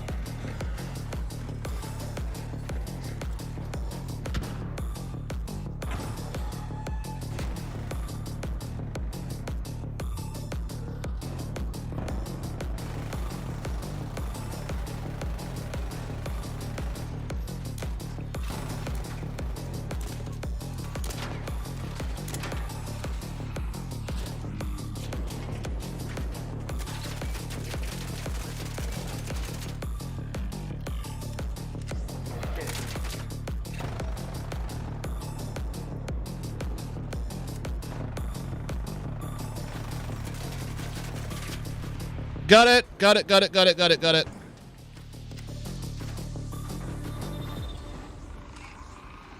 Oh, you're down? Oh, I got a div. I got a div. I got a div. I got a div. Can you help me? I flew too close to the sun like Icarus. I got fucked up. Thank you. It was beautiful to watch, bro. It was beautiful to watch.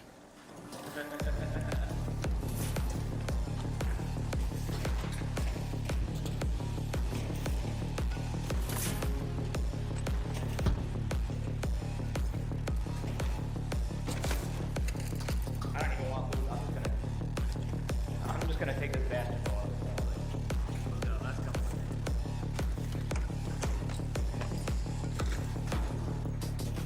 I'm doing a last stretch trying to get all the money I can do for the expedition, so. Is anyone doing the trials anymore? I've got like, where is it now? I'm one below, I'm like Daredevil level 1, and it's fucking insane because to be in the top of the group to like advance, you need at least 100,000 points.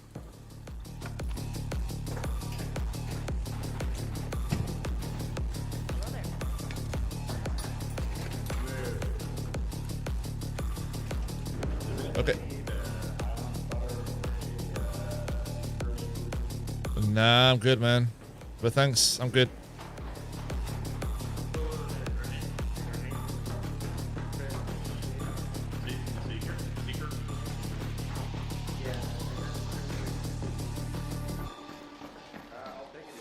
Right, 4.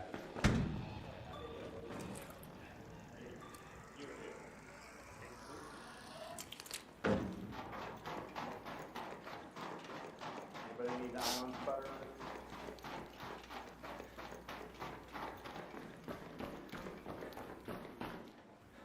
Yes, they are. Yeah. Can I get that? Yeah, one of those. Please, straight out. Oh yeah, that's good. Thank you.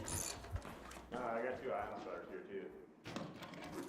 You don't want to get secretly.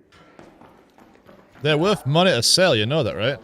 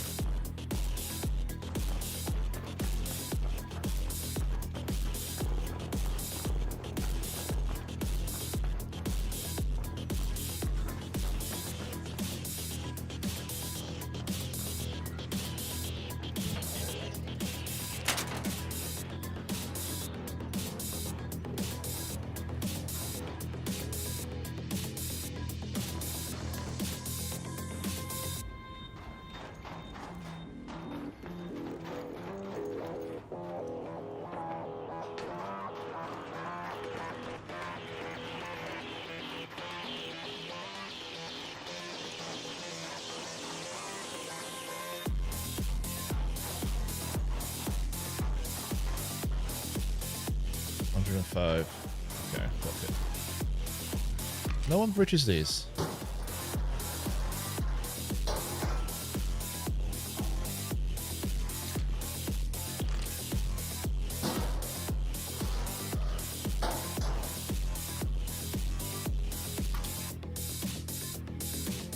Oh.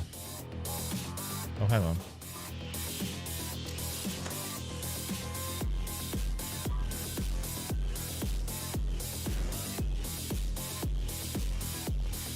Ah, fuck it. Yeah,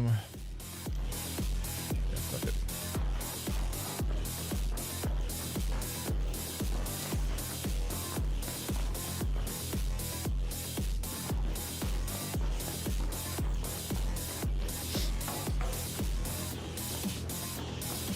Someone close the door behind me? That's weird.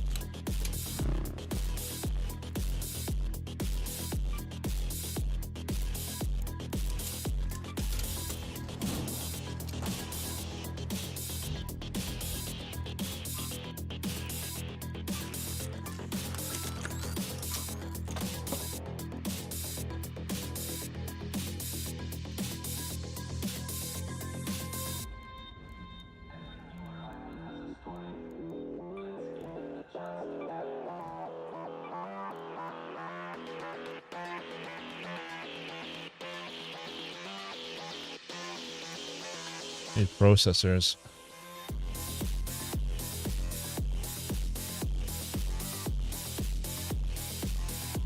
Definitely need processors. Okay, let's get some processors next time.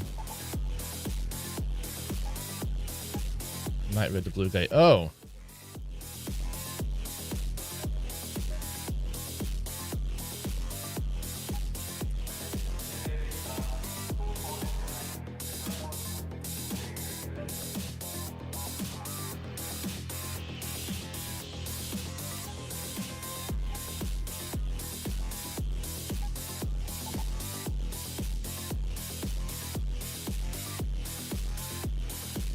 So I'm only getting 40,000 at a time if I'm doing it that way.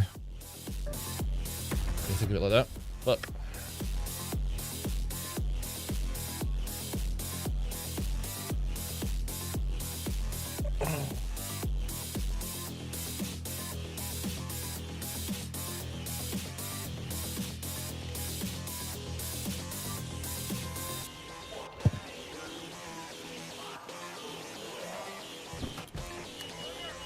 Oh, I got people watching. How are you doing? I'm just chill playing this. Oh my god. Ugh.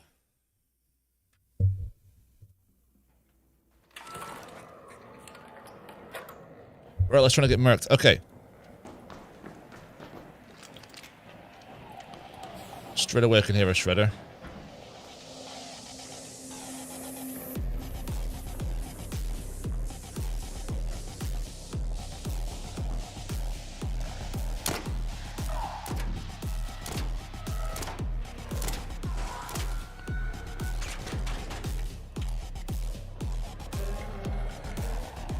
Get back here, you little fuck.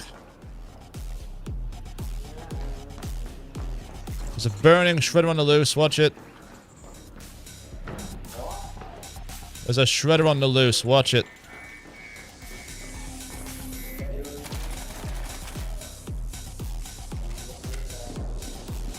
Yep, right over there. Watch behind you.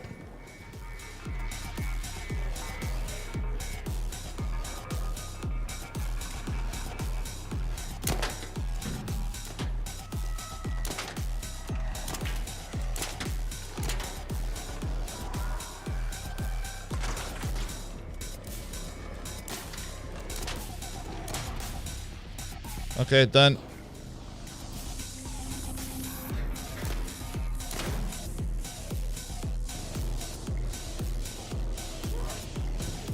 Okay, I need processors.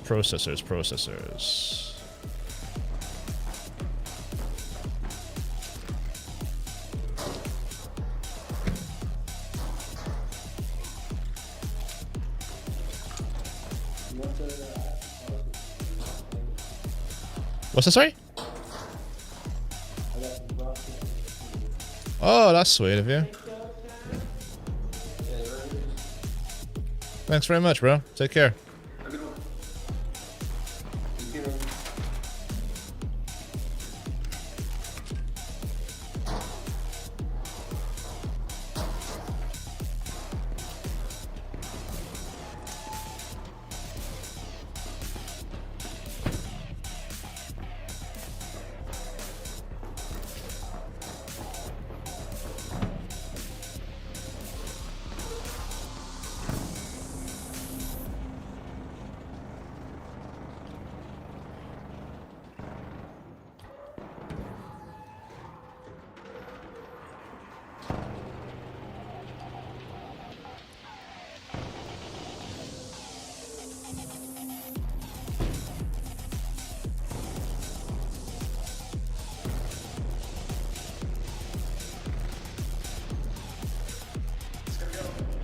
Yeah, it's gonna go, it's gonna go, it's gonna go. Well done.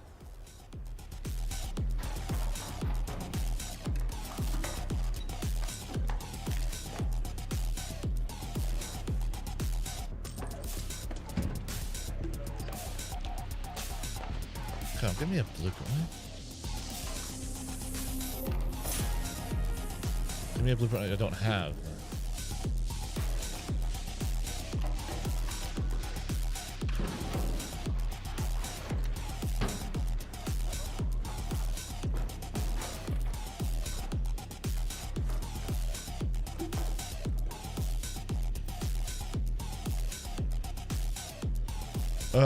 What can I get rid of?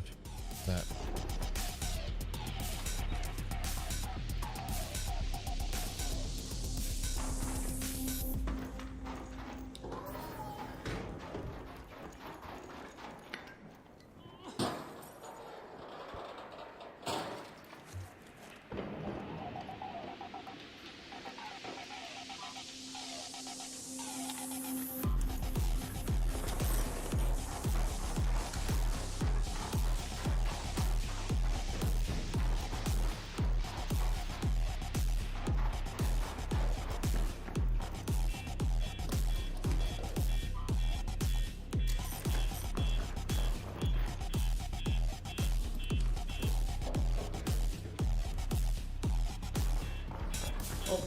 Hey there.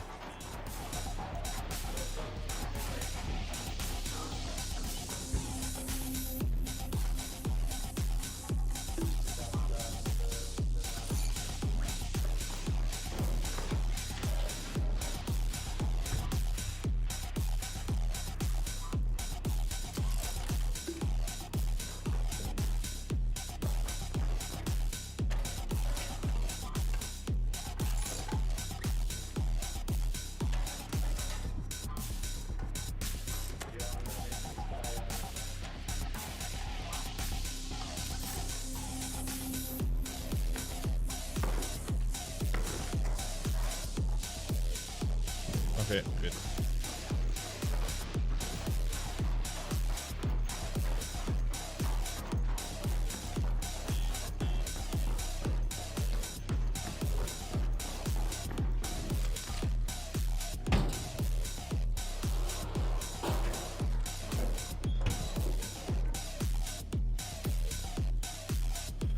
Fuck. That. And that.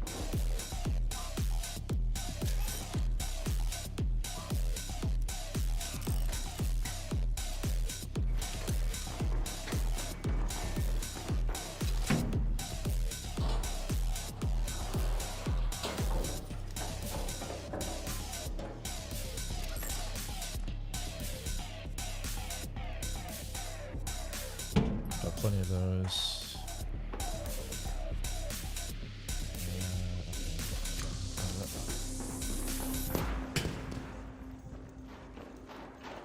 How you doing, bro? Heading to the seed vault. Don't mind me.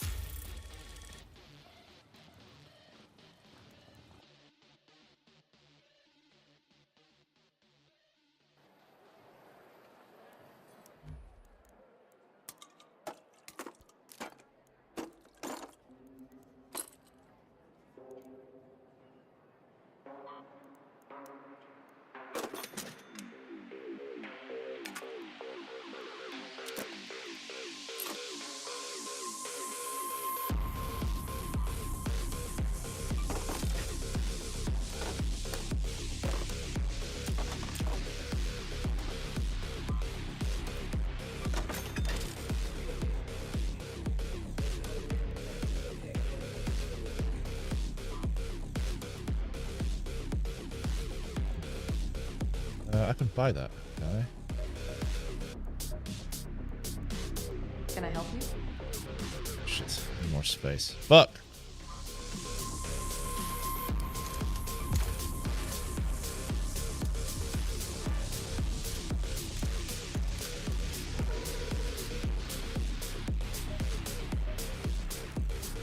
Still need more fuck me.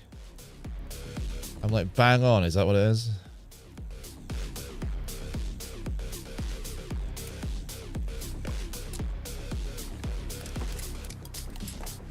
Right.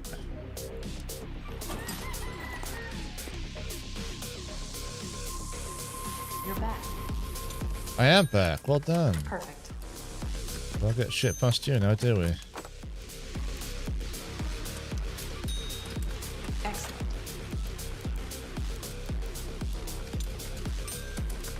Thanks. No worries. My chuffing pleasure, as they say.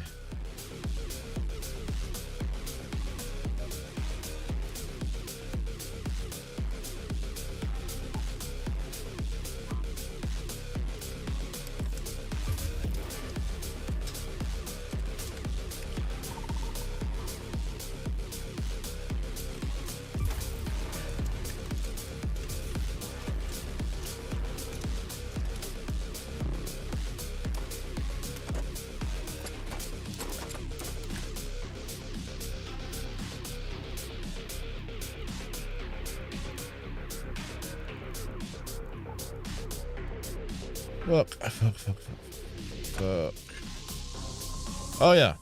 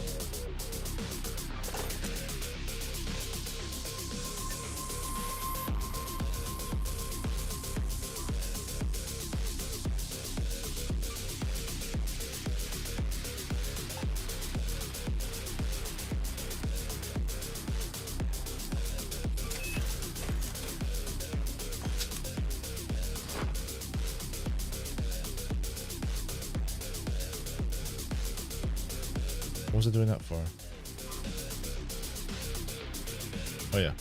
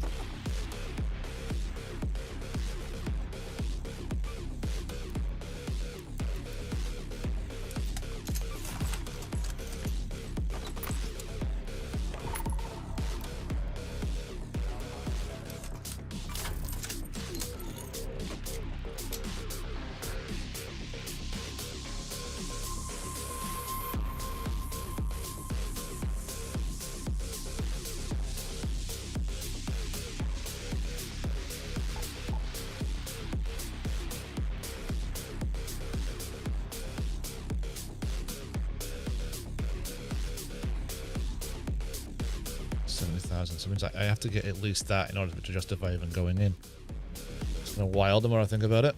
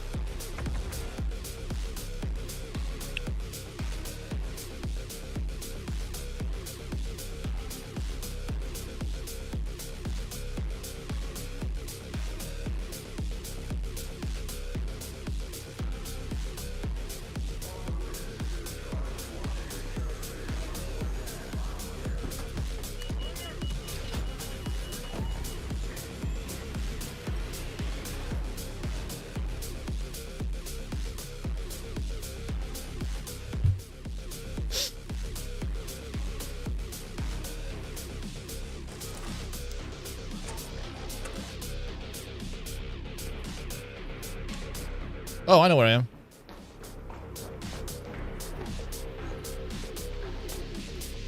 Oh god, I'm late in already. Fuck.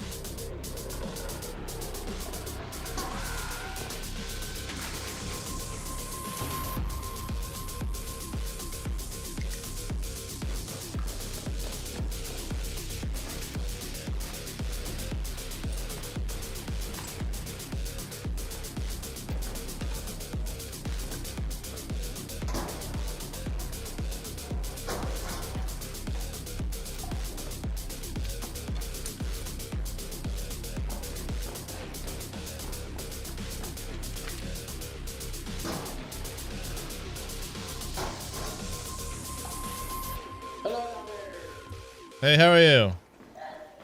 Can you point me in the direction to the exit, please? The exit? Which exit? Yeah, I don't know. I fell off. Um. Find a way out. Okay, well, give me a second. The best way out is probably through the lobby. Lobby closes soon, actually. Yeah, lobby. Look, if you want to follow me, I can go there. I'm heading there myself, truth be told. Yeah, I'll follow you if you're going. Okay. In that case, at this time, you're better off going this way. Oh, shit. Turn back, turn back, turn back, turn back, turn back.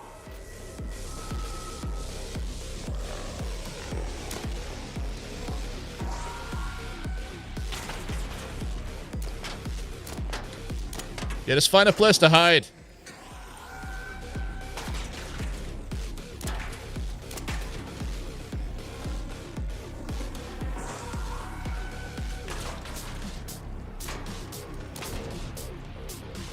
Okay, this way. Huh? Oh, you're down? Oh shit, bro. Okay, give me a sec. You're lucky. I got one. I got one. You're lucky. Hey, bro. Yeah, I just took them both down. Yeah, they're both dead. If you're doing it for the trials, you're better coming in at night mode.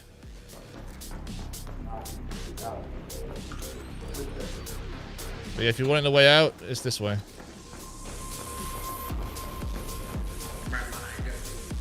Okay, it's this way over here. What's that, sorry?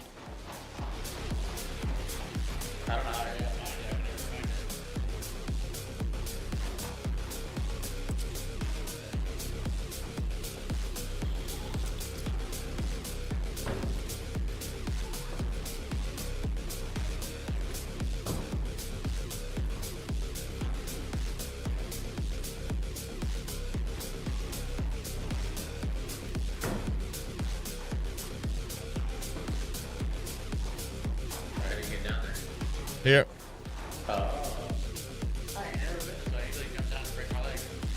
No, well, yeah, don't do that. Okay, we'll have to go this way because the one in here is closed. We have to head to the lobby one, which is over here.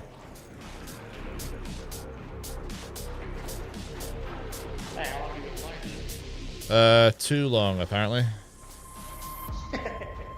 I'm all What? like a few weeks in, so What level are you?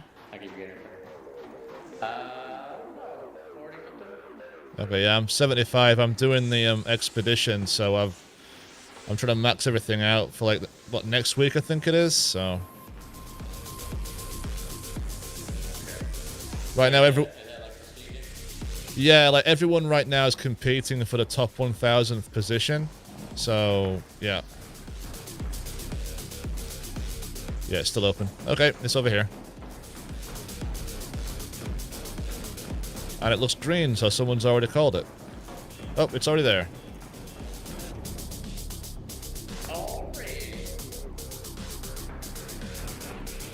Why is it here but no one's on it? Is someone killed? I guess it doesn't matter. Okay, have fun. Thank you, sir. I love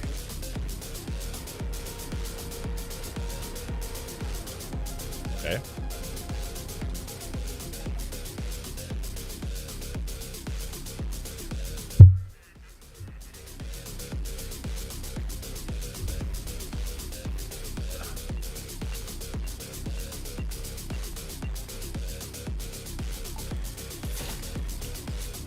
Yeah, I got a guitar.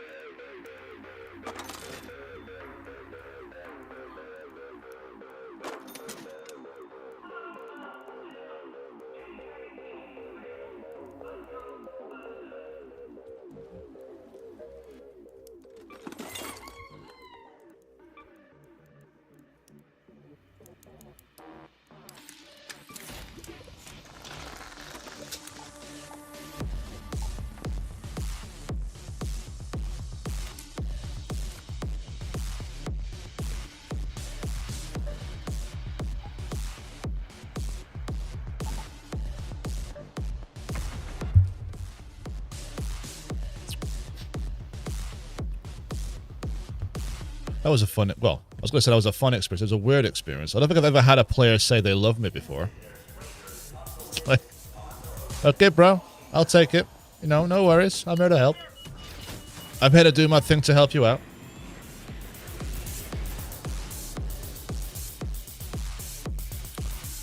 Exam.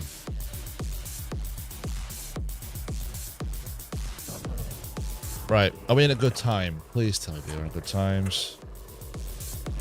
Sort of. 22. Not terrible. Right. Ooh, you. Chemicals.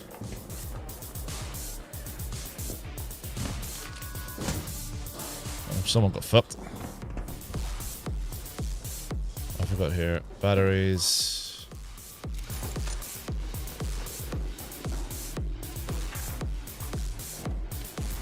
No. Plants. Did that guy just drop a gas grenade? Why was he doing that?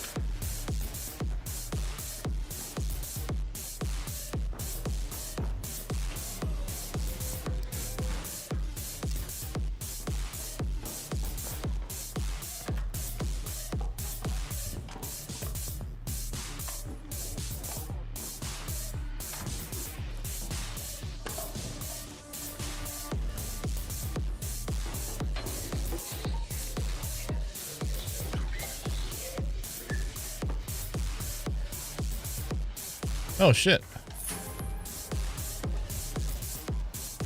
Give me a fucking something good. An anvil. I'll take it. So I'd have to make another one.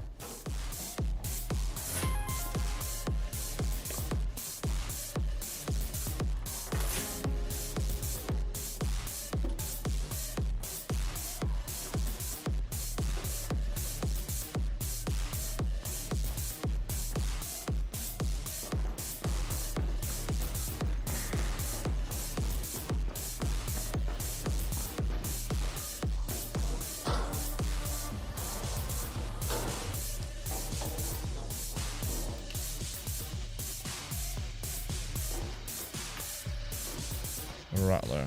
Yeah.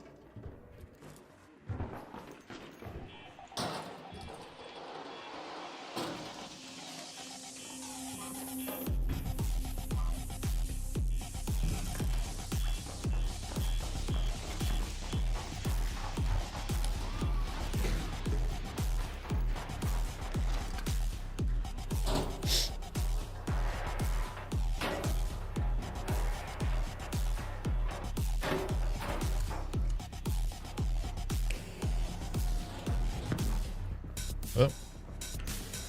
What's that?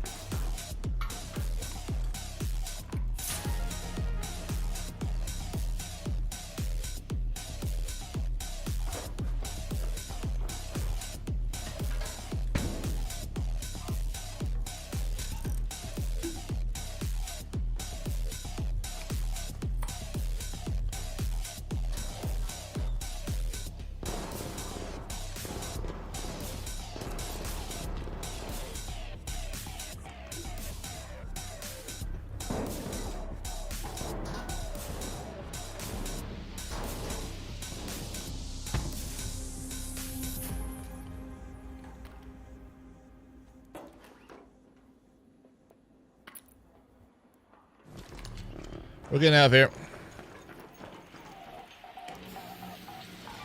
Let's head home at the loading bay metro.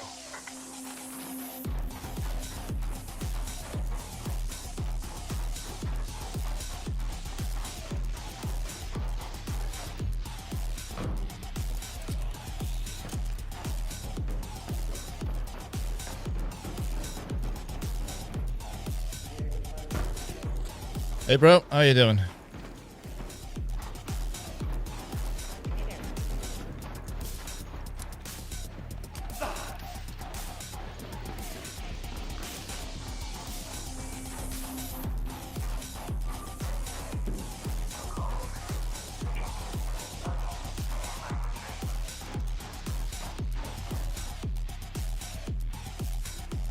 Hello.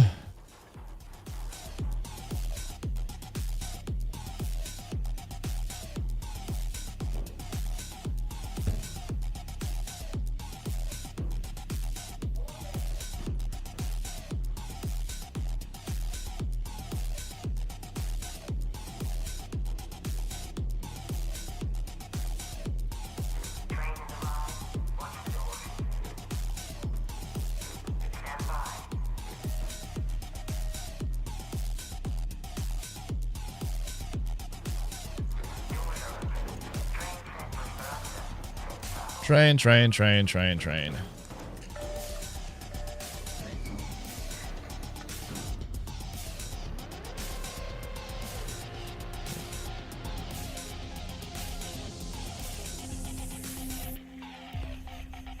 Nice.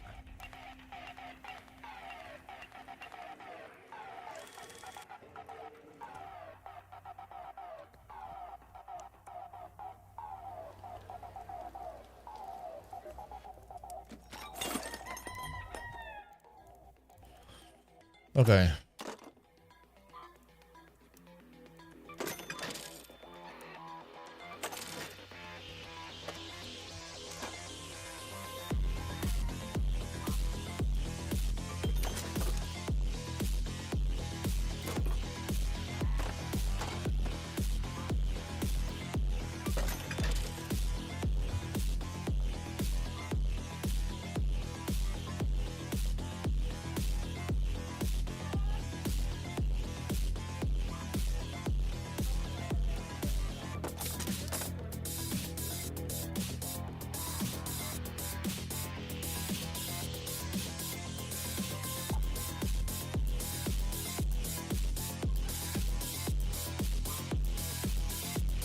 Damn it.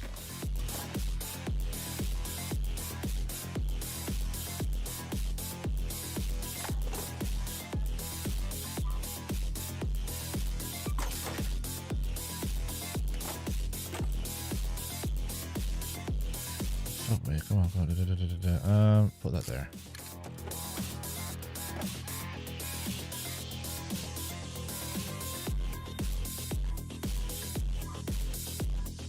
So.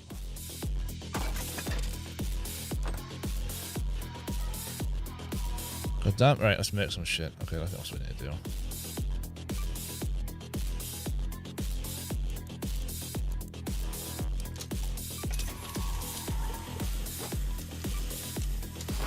Explosives.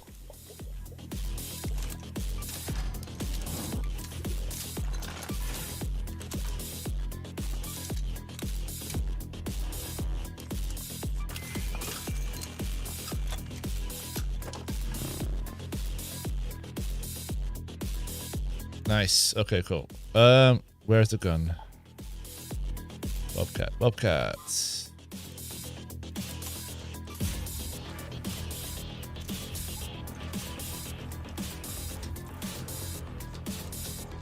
Sweet. That's good. A bunch more space. Nice. Way more space now.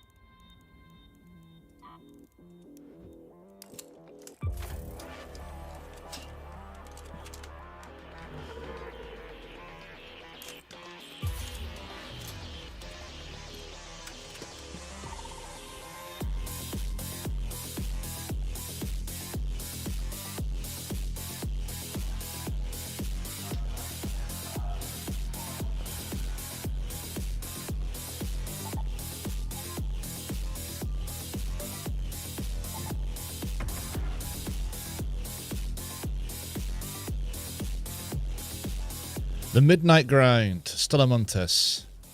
Over and over and over again. I can't tell you this is very entertaining. I really can't. But hey, what can I say? You gotta do what you gotta do. You know? I need to make some cash. I need to recuperate what I've lost. You know, and it's a Saturday evening. I've got nothing else to do tonight, quite frankly. Everything else is finished. So it's basically me listening to music, playing this game.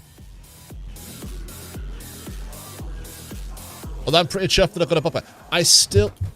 Are there any good blueprints left in STALLA MONTIS? Anywhere? Or maybe I've just got so used to this particular map that I've just overdone it. Maybe that's the problem. Oh, God, I need a beard cut. I look like a fucking homeless person. A bloated homeless person at that. Jesus, what the hell have I done? What did I eat? My flesh has exploded. Alright, let's go.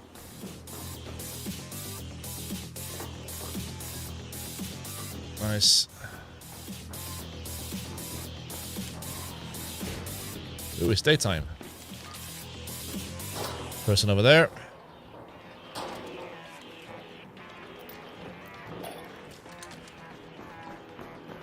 Every time I come in here now, I collect the plants because it's a guarantee. It's a really amazing place to get this. The Great Mulleen. Is it the Mulleen or Mulleen? Who the fuck cares? But right, where are you? I hear you. There you are. Fuck me. We are popular right now.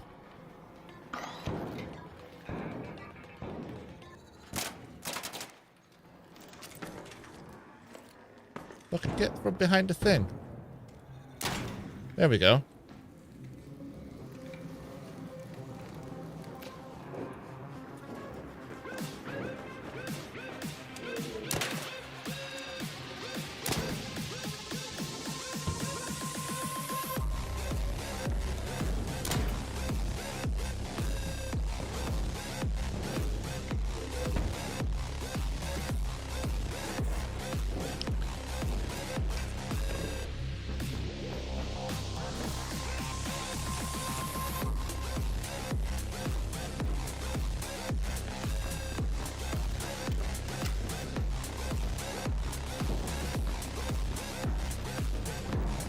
Someone got fucked. I heard the flare go up.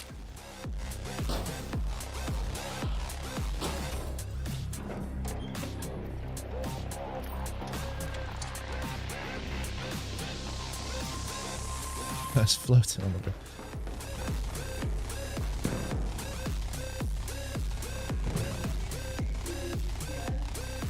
Yeah, you gotta watch it. Those things will kill you.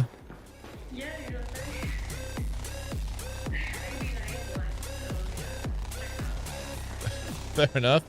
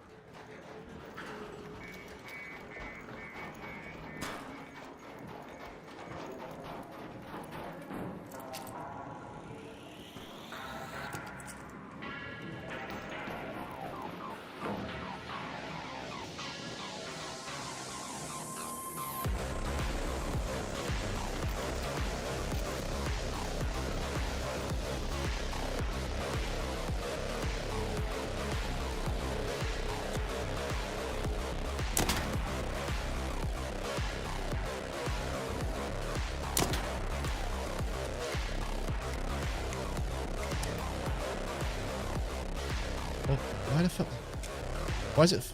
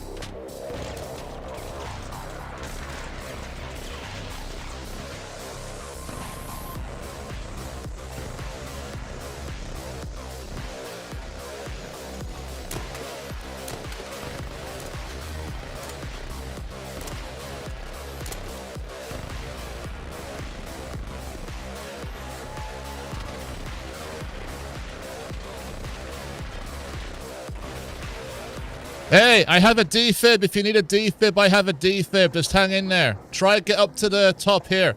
I'm up here.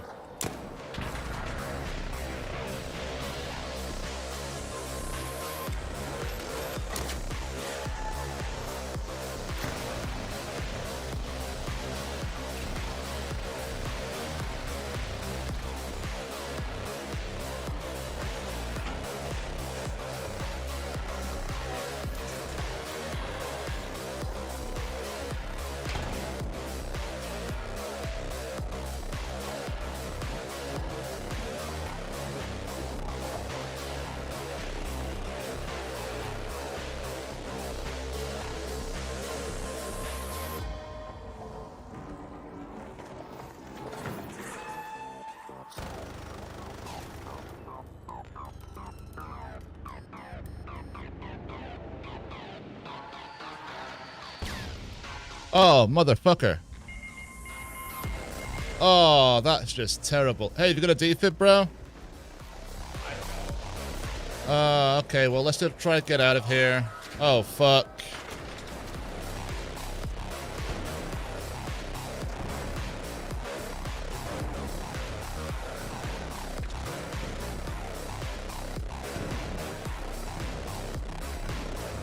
Well, I got it at least. The fucking bomb blew me up.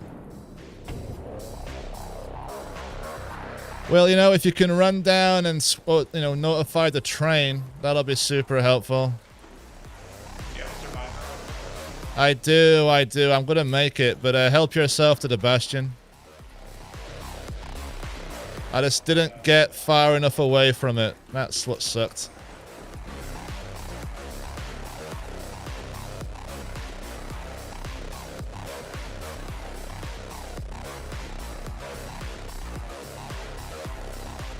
Did that guy just fuck off and leave?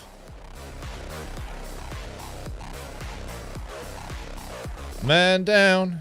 Man down.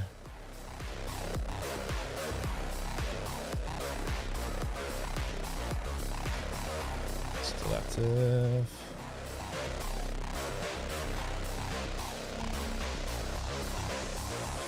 Helen Keller, how are you? I'm dead, apparently. Oh, you for real? Oh, I'm down here by the train.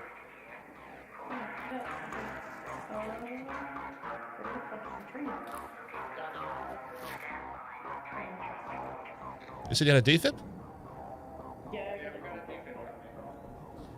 Oh, well.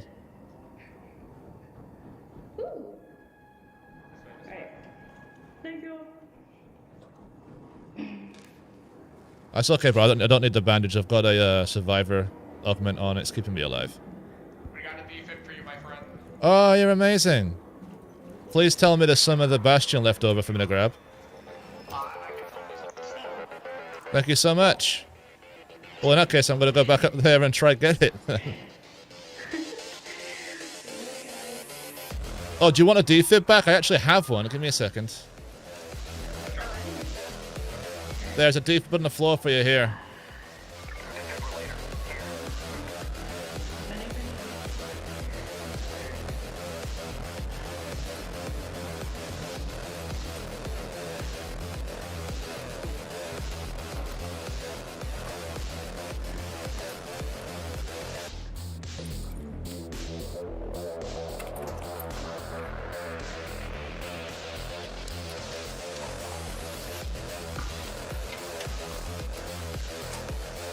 Do I actually have any closure here? I do. Look at that. Hey there.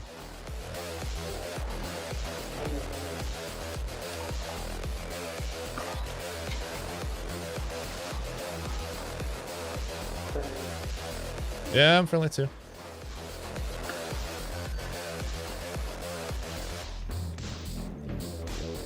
What did I actually get? Okay. Gas grenade, floor, fuck that. Basic shit. Okay. Okay, fuck it.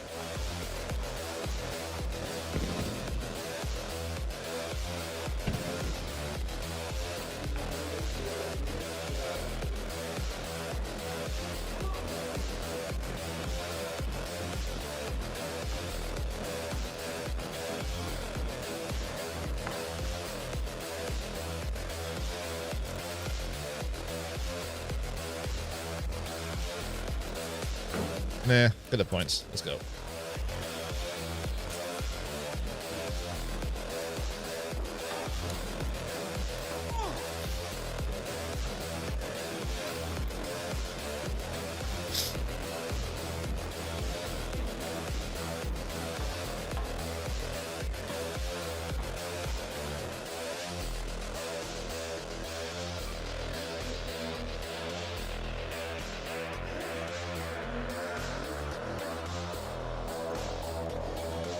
Helen Keller, I just sent you a friend request.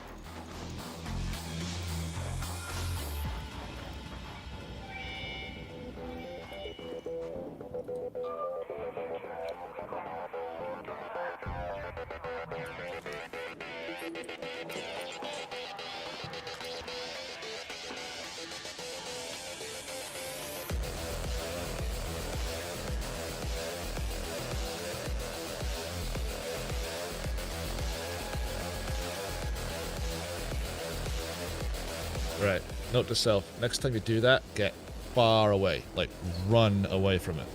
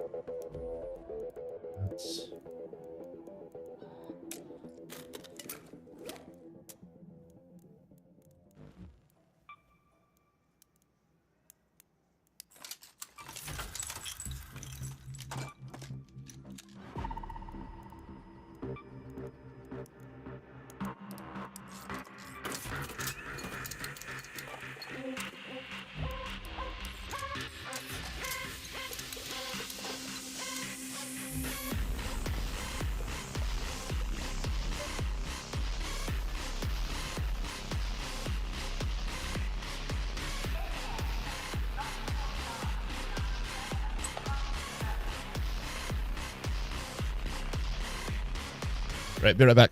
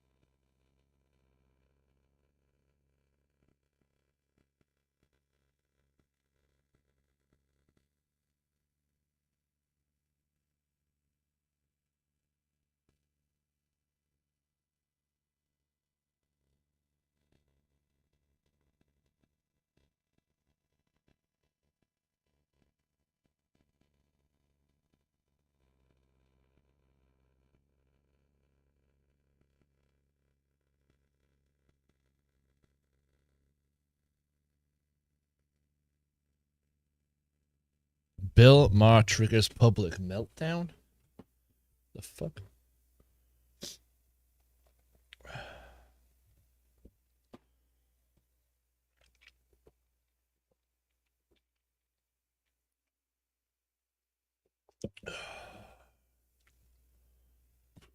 Fuck it, let's watch this. Why the hell not?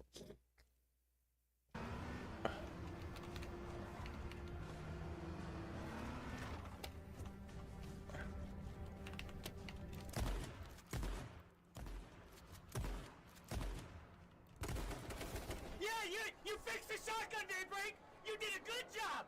You guys spent how many months? Huh? How many months have you spent on this patch? Daybreak?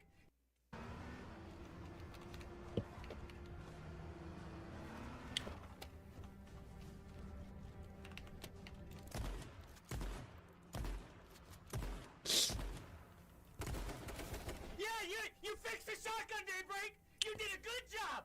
You guys spent how many months? Huh? How many months have you spent on this patch?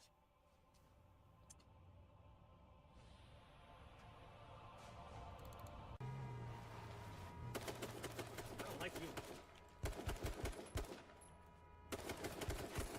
you. Okay, I set up for that.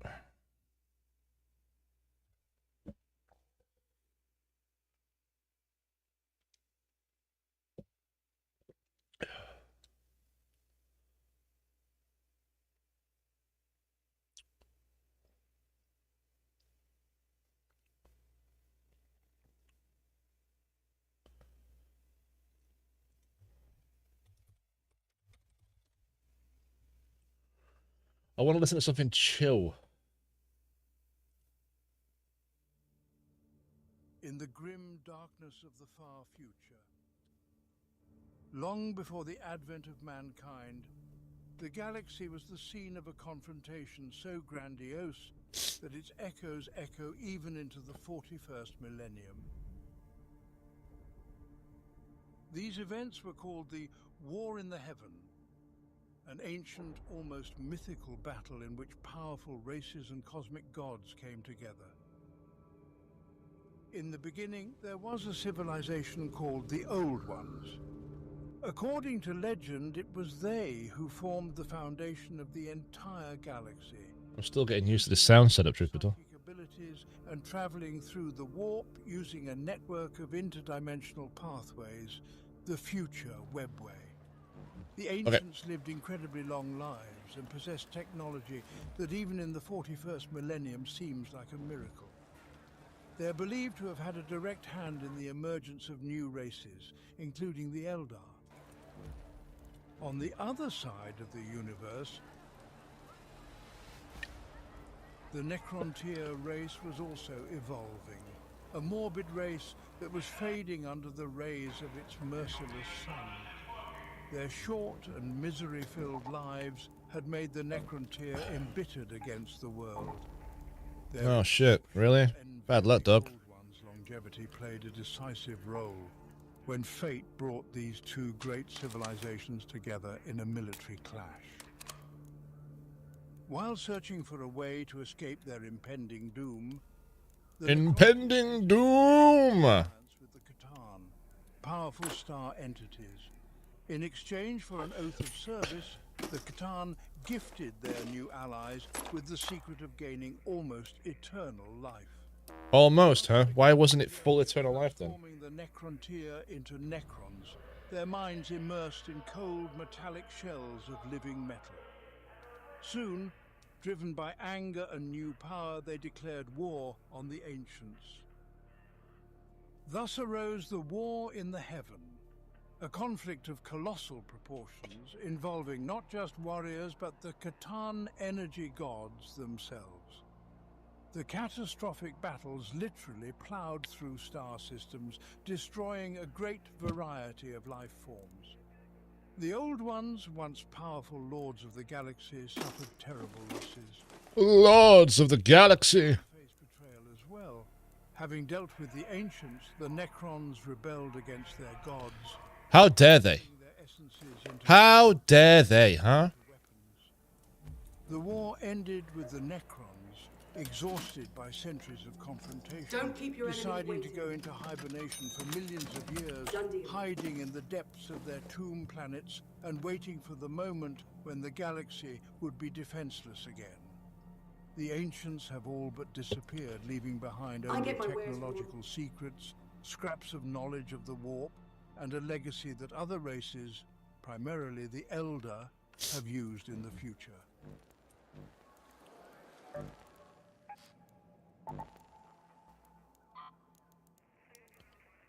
When I need him more heavy parts. That's just a fact at this point. Right, we've had a good run, so let's go get fucked. the galaxy found a relative calm. But it was the Eldar who were to take center stage in the New Age.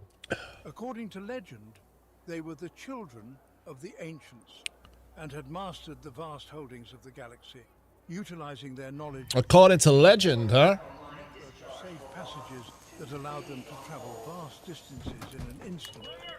The Eldar, with their powerful psi abilities, took military, science and art to unprecedented heights. They were driven by cultural and spiritual pride, bordering on arrogance. In this golden age, Well, that was the idea behind the Eldar Fall, is that they believed themselves to be an absolute invincible force and nothing could withstand them. Which, in fairness to them, and many Eldari was kinda true. Have your eyes adjusted unaware to the that their dark yet, collective Raider? passions were Move echoing right in to the the war. picking while most of Toledo At first, sleep. the troubling My symptoms suppliers went say that arc unnoticed. is twice No as one vigilant doubted the after Eldar's sunset. unrivaled technology of anti-gravity and exotic materials, and the unquestioned hegemony established I don't know where I am. Look. their vast star. Oh, shit. Strict centralized governance. But unity was maintained by a common psychic foundation and pride in divine origin. It was their lack of limitations and colossal psi abilities that would eventually play havoc with them, beginning the birth of a monstrous force in the darkness of the war. Main lobby. As the Eldari star roads illuminated the galaxy with their bright, though doomed glow, life went on as usual on Earth, a distant and unremarkable world. Here, under the relentless sun and peaceful skies, a race was born that was destined to play a key role in the events of the 40th millennium.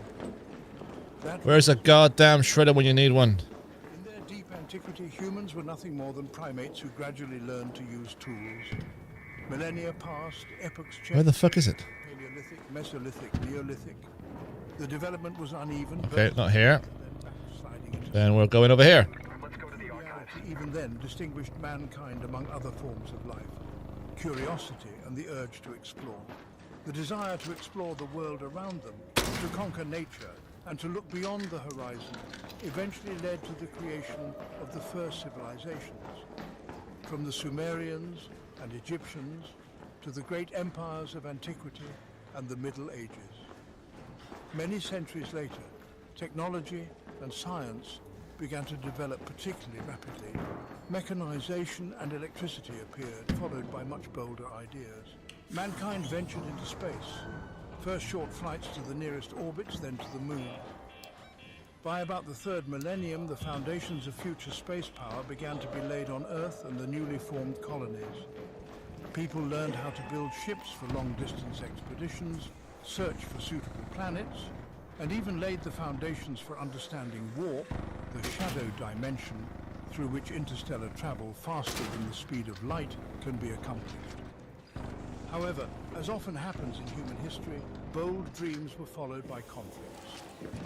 Political and economic contradictions resulted in local and sometimes global wars. Gradually, several powerful nations engaged in large-scale colonization of space. On planets outside the solar system, people founded outposts and began to develop natural resources. Civilization seemed to be making a great step forward, but within it there were serious threats: environmental crises, power struggles, and most importantly, unknown dangers lurking in the warp itself. The endless expanse of the galaxy holds more than just material monsters like orc hordes or reborn necrons. Far more insidious is the realm of immaterium, populated by entities that humanity so far barely understood. But even in the early stages of space... Hey there, how are you? People encountered strange psychic phenomena, nightmare dreams, and ship systems failures when entering the warp. There was talk of demonic entities and cults erecting their own hidden idols. Most tended to think of it as superstition, the result of stress and the unpredictable nature of hyperspace. Nevertheless, even such dangers could not stop the human thirst for expansion. Over the millennia, humans spread across multiple systems, building entire metropolises on distant planets. Powerful corporations and governments sometimes fought over resources, spawning mini-conflicts. Got it! To much larger wars. Yet despite the feuds, colonizations took their course, forming the early human cosmos. In this era, there was not yet a single state to unite Terra and its colonies. Humanity existed in a variety of forms, from liberal republics to corporate oligarchies to totalitarian regimes.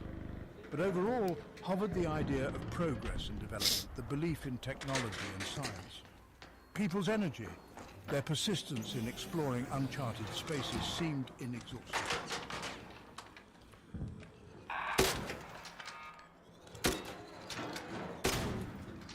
At the dawn of human civilization, when the first cities and kingdoms were just beginning to carve their names in stone history, Terra was secretly inhabited by one who was to become the greatest leader and symbol of humanity. Legends say that the Emperor appeared among us many thousands of years ago, carefully concealing his true nature and power. Some believe him to be the embodiment of hundreds of ancient shamans merged in one body. Others see him as a unique psionic, born by the will of the Earth itself. Over there. But whatever the real explanation, one thing is constant. This creature transcended the limits of ordinary human nature. The Emperor's life, according to legend, passed through shadows and secrets. He shunned glory and open rule, preferring to guide people gently and almost imperceptibly. He may have been behind the emergence of early philosophical teachings or the formation of progressive empires. He influenced the development of language, culture and technology, guiding prophets, scholars and rulers to the right ideas and advances.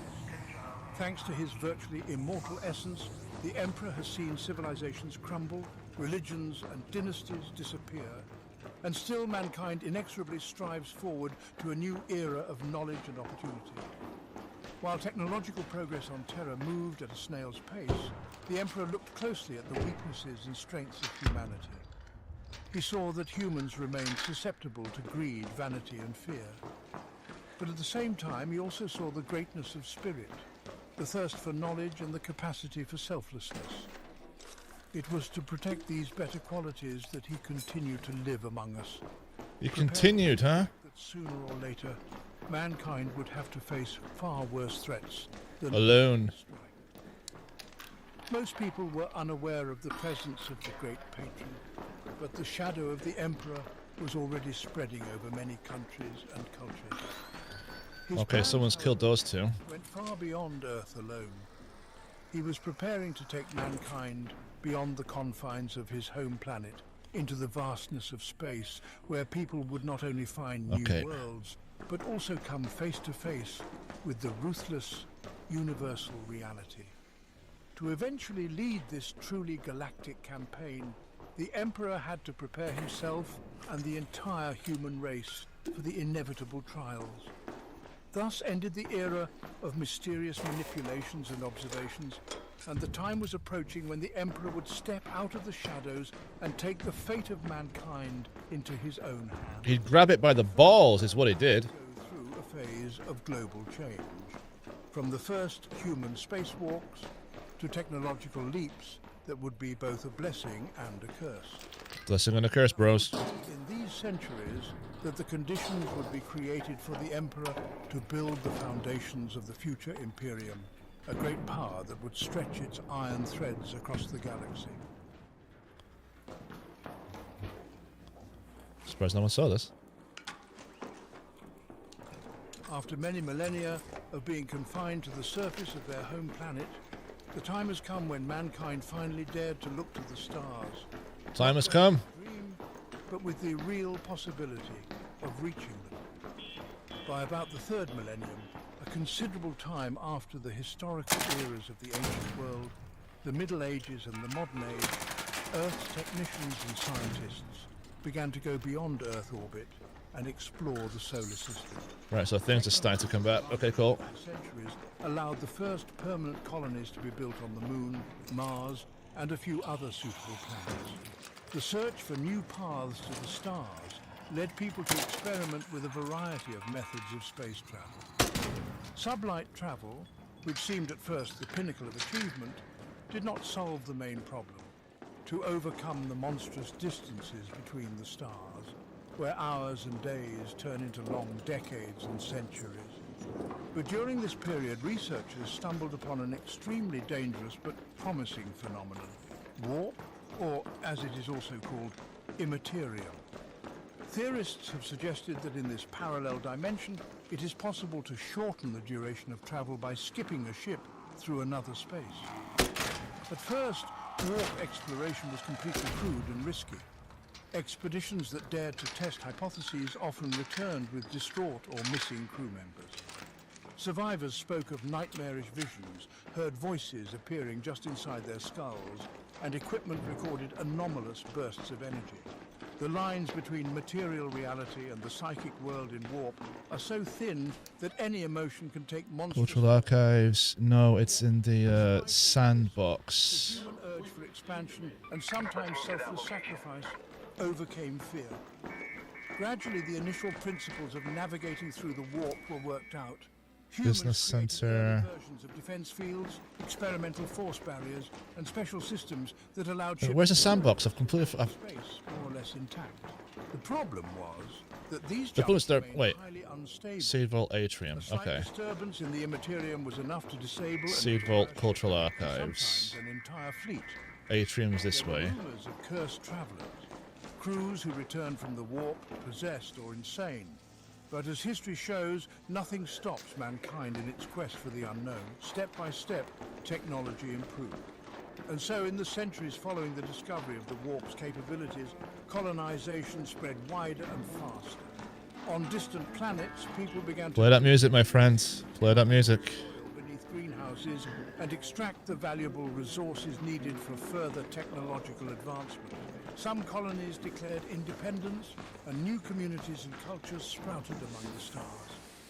It seemed that this was the breakthrough, that humanity would soon conquer hundreds or even thousands of worlds, There we go. moving from dreams to reality. However, this dawn had its dark side.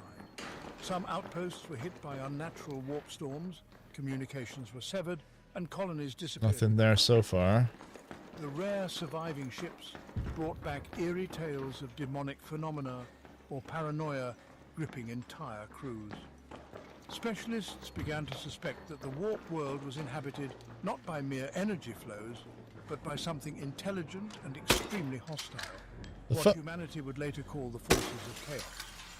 but it was still too early to fully understand. You little shit. It is important to note that it was in those years that an extramural alliance between Earth and Mars was born. Technocults and inventors flourished on Mars, whose mechanisms became the cornerstone of cosmic progress. Thus, something like the future centerline of the Imperium was formed. The power and resources of Terra multiplied Motherfucker. by the fanatical devotion to Where'd the you go? Although the Emperor's formal alliance with Mars would come later, it was during this period that humanity gained the foundation stairs. for greatness and for future conflicts. Thus passed the era of space exploration and the first discoveries of the warp. An era of daring experiments, successes and tragedy. Humans gained access to the colossal expanse of the universe, but at the same time opened the door to the nightmarish reality of the immaterium, where creatures roamed, feeding on the darkest emotions of sentient beings.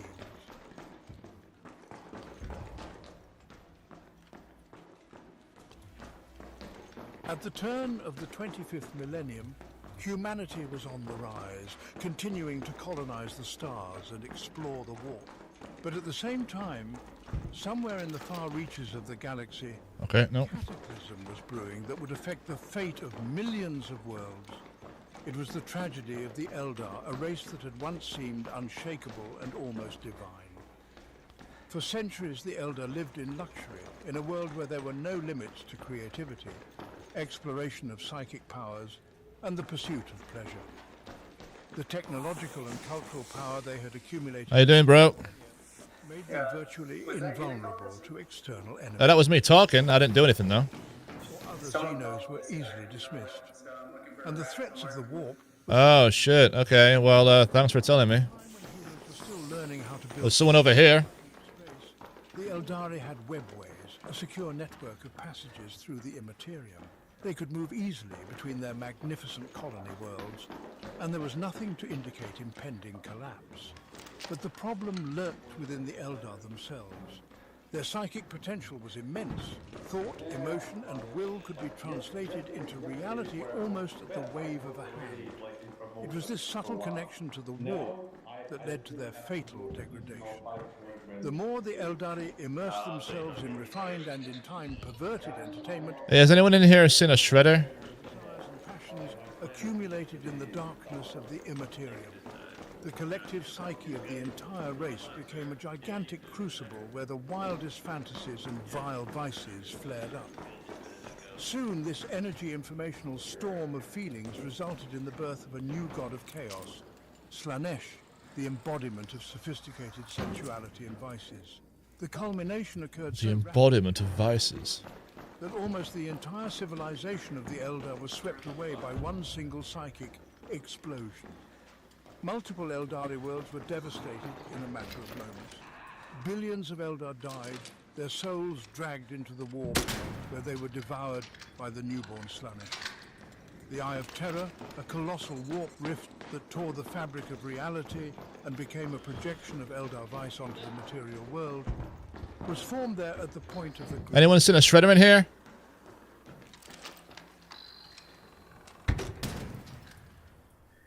The origin of Slanesh and the Eye of Terror had catastrophic consequences for humanity. Warp storms erupted across the galaxy, severing communication channels between planets.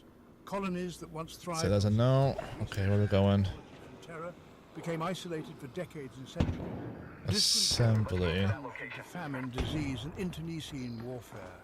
The entire vast network of human settlements built up over centuries of space expansion crumbled like a house of sand washed away by the tide. On Terra itself, events took such a grim turn that this period went down in history as the Techno-Barbarian Age. The formerly unified system of government collapsed. Large clans and warrior alliances used the surviving wreckage of technology to assert their power. Entire baronies and empires emerged under despotic rulers. Some of them possessed nuclear weapons and even primitive versions of force weapons. But these achievements were developed and maintained by a handful of techno-priests, jealously guarding their knowledge. What the? Once able to fly to other planets together, now fought fiercely over the pathetic remnants of high technology. fragments of spaceports, energy cores, or genetic... Okay, well, that was fun. Scattered scientist enthusiasts risked their lives trying to preserve the documents of the former space age. But most of humanity slipped into savagery, fighting with spears and firearms in the ruins of ancient cities. The old night had come. A time Don't suppose anyone out there has got a defib, do they? as fantastic as the fictions of the warp gods. I'm guessing no for a defib. Enlightenment was still burning in some places. Okay, well, On Mars, cheers, Doug. technocults had taken shape, striving to preserve and develop machine knowledge. Their machine god was the mysterious Omnissiah, later identified as the Emperor. Though at that time these were only the seeds of the future Adeptus Mechanicus. Anyone out there got a defib? Darkness reigned for the most part. Brutal warlords Oh, no worries, bro. Mr. Oz Fisher. various powers, waging endless, Oh, you're a genius. Thank you so much. sometimes even mysterious artifacts from the past.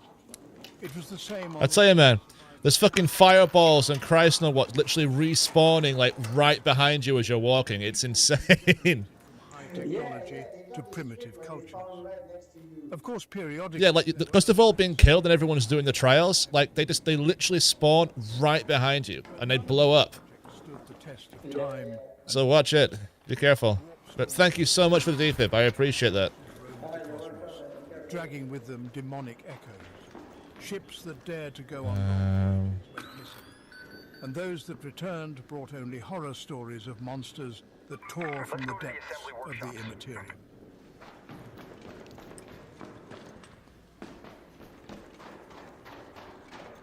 When the warp storm subsided and the age of techno-warfare reached its peak, the Emperor decided that the time had come to unite humanity and lead it into a new galactic age. He relied on an army of thunder warriors, the mighty prototypes. That's the last one. Okay. These genetically and biotechnologically engineered fighters were incredibly strong and resilient, allowing the Emperor to consistently crush the dictators who held Terra in an iron fist. The unification wars were some of the most ruthless in history. The Emperor realized that as long as at least one powerful techno-warrior remained alive, the threat of a new anarchy remained. Clan after clan was subjected to his will. And at the end of each battle, the Emperor offered the defeated warriors a choice: to join the future unified state or to fall with the tides. In parallel, he negotiated with Mars, whose fanatical devotion to the machine god and preserved resources made the planet an important ally. Subsequently, the United Pact of Terra and Mars cemented the symbiosis between Earth's power and techno-prowess, becoming a solid foundation for the future Imperium. With the major techno-warriors fallen, it was time for the final unification of Terra. The formerly fragmented states swore an oath to the Emperor, who set about creating a new system of government and rebuilding the planet's industrial potential. A significant milestone was the proclamation of the Great Project, the formation of a powerful state to protect humans from external threats. It was called the Imperium of Mankind. Cities were renamed, monumental buildings were erected, and shipbuilding and weapons technologies laid the foundation for future galactic expansion. Rumors persisted about the tragic fate of the Thunder Warriors themselves. They allegedly suffered from genetic instability and were eliminated as soon as Terra submitted to the Emperor so as not to pose a threat to the new era. Whatever the case, at the end of this bloody era, Earth was transformed from a field of strife into the stronghold of a young power, the Imperium, whose name would soon spread to thousands of planets. Now the Emperor turned his eyes to the vast expanse of the galaxy, dreaming of reclaiming the scattered colonies and preparing for a battle with Xenos, pirates, and the dark forces lurking beyond the borders of civilization.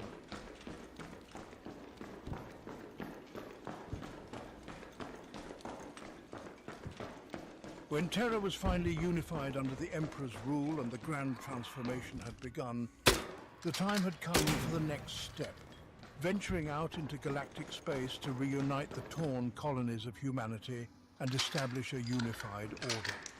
To realize this truly titanic plan, the Emperor planned to create new, even more perfect warriors and commanders who would become the vanguard of the coming campaign. Thus was born the greatest of his plans, 20 Primarchs.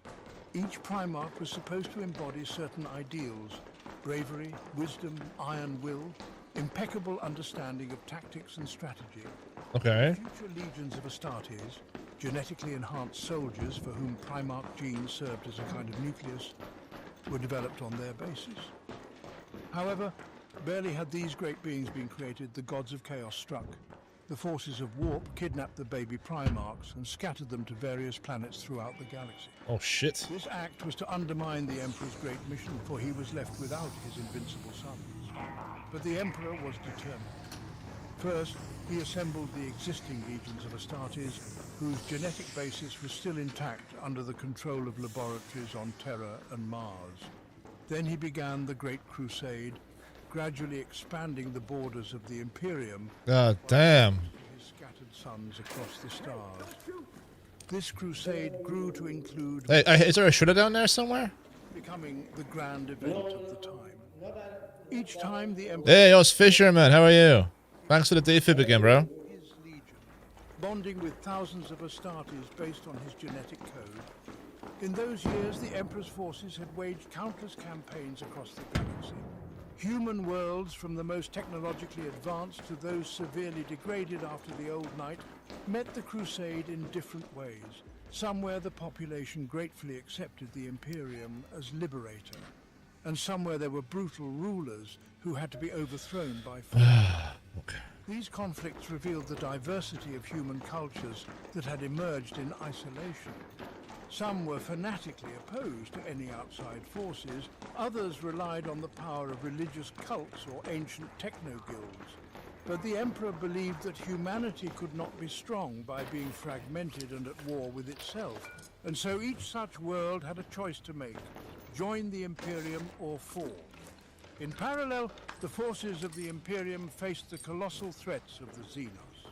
With each such confrontation, the Emperor's fame and power grew. Fortune accompanied his quest, and gradually he found lost Primarchs. Some of the Emperor's sons were idolized by the people, others feared as ruthless conquerors. But as they were reunited with the Emperor, each became part of a single project, the Great Crusade, whose goal was to unite humanity and prevent a repeat of the horrors of the Old Night. These were the golden years of the Imperium, the technological leap, the many victories, the echoes of a greatness that meant a great deal to a humanity previously mired in endless strife. The dark shadows during this triumph were almost invisible. Few thought what rebellions and prophecies were brewing in the depths of the warp, how much the gods of chaos longed to undermine the growing power of the Imperium. All that is known is that the Great Crusade marked a new stage in history. There was a unified, powerful human alliance led by a virtually divine leader and his semi-divine sons, the Primarchs. Any more shredders around here, or did you get the last one? Invincibility brought humanity to the brink of the most important... Oh, you got the last one? Okay, no worries.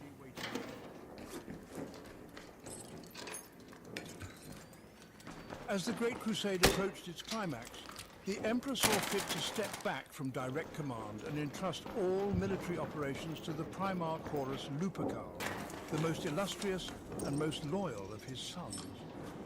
Horus was proclaimed War Master, the supreme military leader of the Imperium. No one doubted his talents. 3 minutes left. Okay, we're getting out. Capable of rallying the legions, yet beneath the outward confidence and glory were dangerous seeds of doubt. In some battles, Horus encountered mysterious forces corrupted by the war. These encounters and their attendant tragedies shook his faith in the infallibility of the Emperor.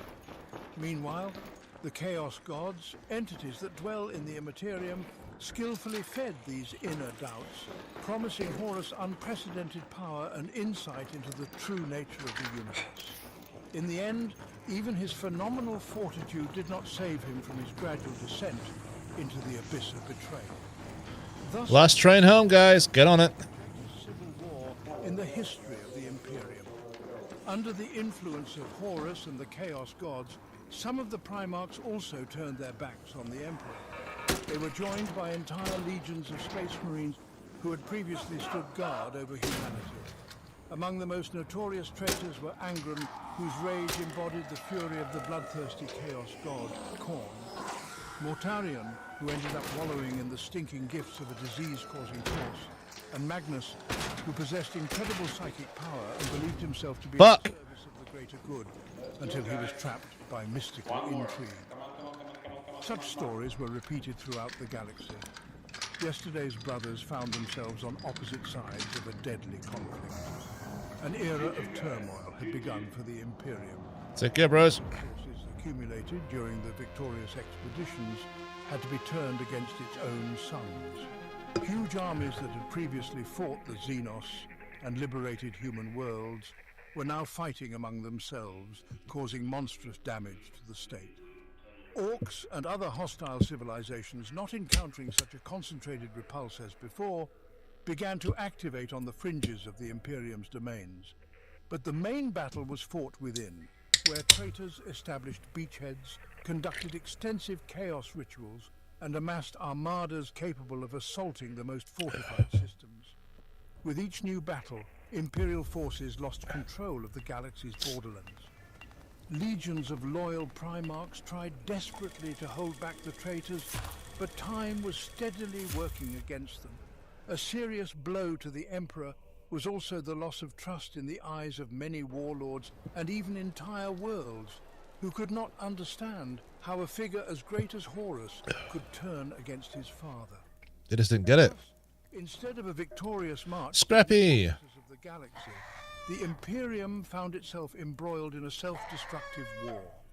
Supply routes were interrupted, dozens of military campaigns were frozen, and the uncharted annexed worlds were plunged back into chaos for lack of outside support.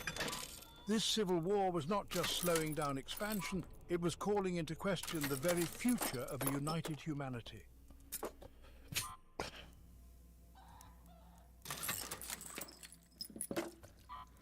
At last, the armada of treacherous legions, spurred on by demonic forces and the fanatical zeal of Horus, descended upon Terra.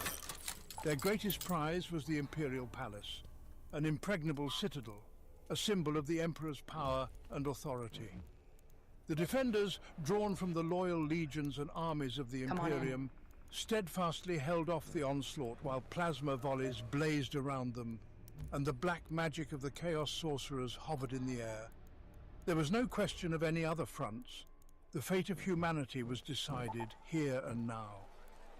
At the climax of the siege of Terra, the leader of the traitors, Horus Lupercal, took a step that showed his insane confidence.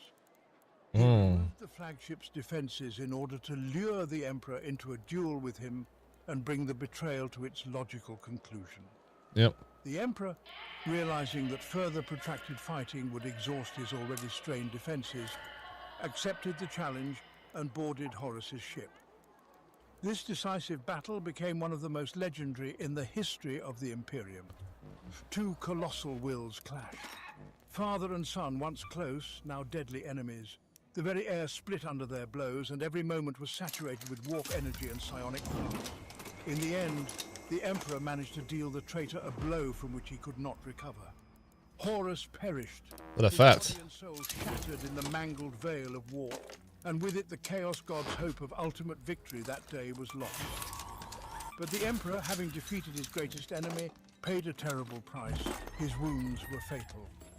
Losing his last strength, he returned to the palace and ordered himself to be placed on the Golden Throne, a unique device capable of keeping life in the body on the verge of death. Wait, isn't that what Trump has in his house? A golden throne? It had been planned for other purposes, such as controlling webway and warding off the dangers of the warp.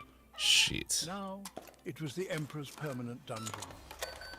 Eerie mechanisms kept his heartbeat and psionic activity going, while his physical existence was reduced to a barely perceptible flicker.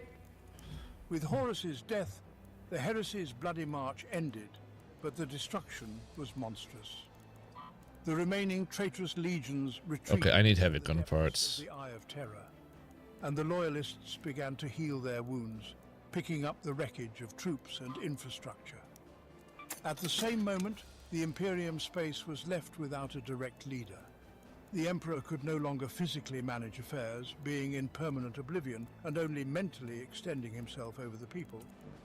Power therefore passed to a formed council known as the High Lords of Terror.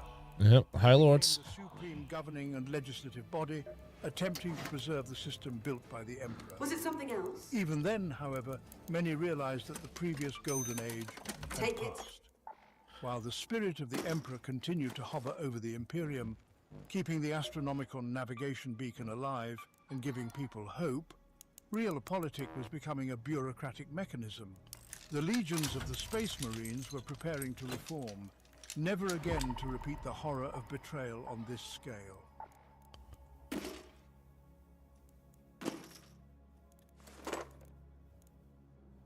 Not so long ago, the giant legions of the Space Marines were the bastion of humanity's military might and glory, but the bloody events showed how dangerous such a massive concentration of power in the hands of a single leader could become. Realizing that a repeat of such a catastrophe would destroy the Imperium, Primarch Guilliman, who led the Ultramarines, embarked on a radical reform of the Astartes organization. The embodiment of his initiative was the Codex Astartes, a detailed manual regulating everything from troop numbers and structure to tactical principles of combat and rituals for accepting new recruits. According to the Codex, the formerly unwieldy legions were broken down into smaller and more flexible units, chapters. The main idea was that no one commander should no longer have absolute power over the many thousands of troops. Now each order was formed according to rigid parameters, where the key threshold, 1,000 combat brothers. In addition, some orders were given their own symbols and traditions, but all of them were obliged to follow the spirit and letter of the code. For the Astartes themselves, this division was a serious challenge. Legions were more than just military structures. They had centuries-old cultures, close-knit bands of veterans, and traditions dating back to the Great Crusade. Now many Space Marines had to leave those they had fought alongside to join the new successor orders. Some Primarchs and Commanders accepted this change with a creak, but realized that... Well, that came out of fucking nowhere. ...to save the Imperium from internal threats. The orders that emerged from this reform came to be known as the Second Founding. They inherited genetic material, symbolism, and some of their combat rituals from their parent legions. Each of these factions further evolved independently, acquiring their own distinctive traits, planet recruits and missions. Some retained more rigid charters and ceremonies, while others tried to become closer to the peoples of the planets they defended. At the same time, the traitorous legions, unable to wage a full open campaign, retreated into the depths of the Eye of Terror, the cradle of the Chaos Forces. There they hid from retribution, occasionally launching daring raids on nearby sectors. Immersed in dark mystery and demonic rituals, these legions were losing the vestiges of their former ideals, sinking deeper and deeper into the bondage of the Chaos Gods. For the Imperium, this meant a constant lurking threat. They never knew when or where the next traitors would strike. Thus, the Second Founding was a key milestone in the history of the Space Marines. It laid the foundations for the structure that has existed in subsequent eras. Several hundred independent orders capable of operating as a single force or autonomously in different sectors of the galaxy. Despite the doubts and sacrifices, such decentralization strengthened the stability of the Imperium. Now, a single large-scale rebellion could not tear it apart from within overnight. Guilliman, the author of the reforms, had gained a reputation as a lawmaker and architect of a new order for the Astartes. Many loyal warriors, still shaken by the recent breakdown of trust, found in the Codex a foothold and clear rules to follow. Since that time, each order has realized that its mission is not only to fight external enemies, but also to keep the purity within, not allowing the shadow of rebellion to darken the future of humanity again.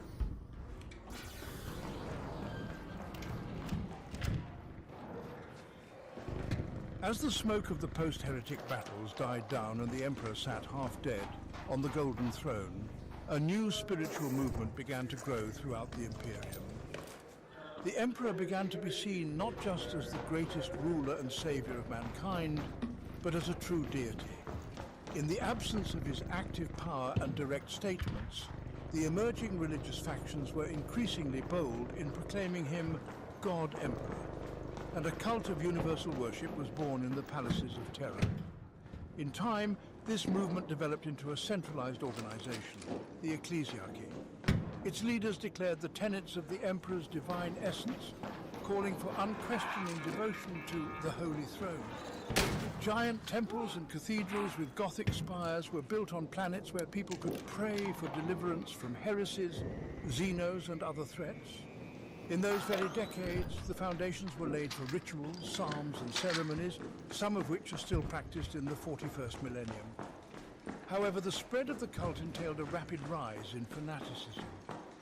Imperial propaganda convinced that every action and every thought must be subject to the will of the God Emperor. This cemented state structures, armies, adeptus administratum, and navies Must have already been shot. all woven into the Oh, same got a light here. ideological system. Even former secular officials realized that religious loyalty could trump mere discipline. In essence, the cult had become a spiritual glue, binding millions of worlds together. In parallel, the Adeptus Mechanicus, the guardians and priests of machine knowledge, saw the Emperor as an avatar of their omniscire, the machine god. This led to the sacralization of technology. Servitors, weapons, and all machinery were officially considered Hello! under the auspices of the Emperor. Processes that had previously been purely technical became covered with ceremonies and rituals. Every adjustment or repair was furnished with a religious rite. In practice, such a system helped to keep complex devices in working condition, because only members of the Mechanicum understood how these sacred relics were organized, while the masses considered them miracles.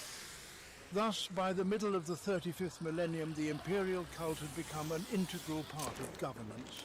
It both inspired people to military exploits and served as a pillar of ideological... I'm guessing you guys are looking for shredders.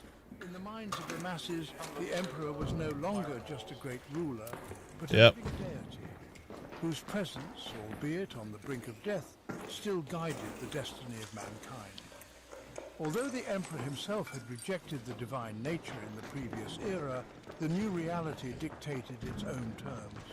Without the sacred image atop the throne, his vast power might not survive at all in the harsh world of eternal war.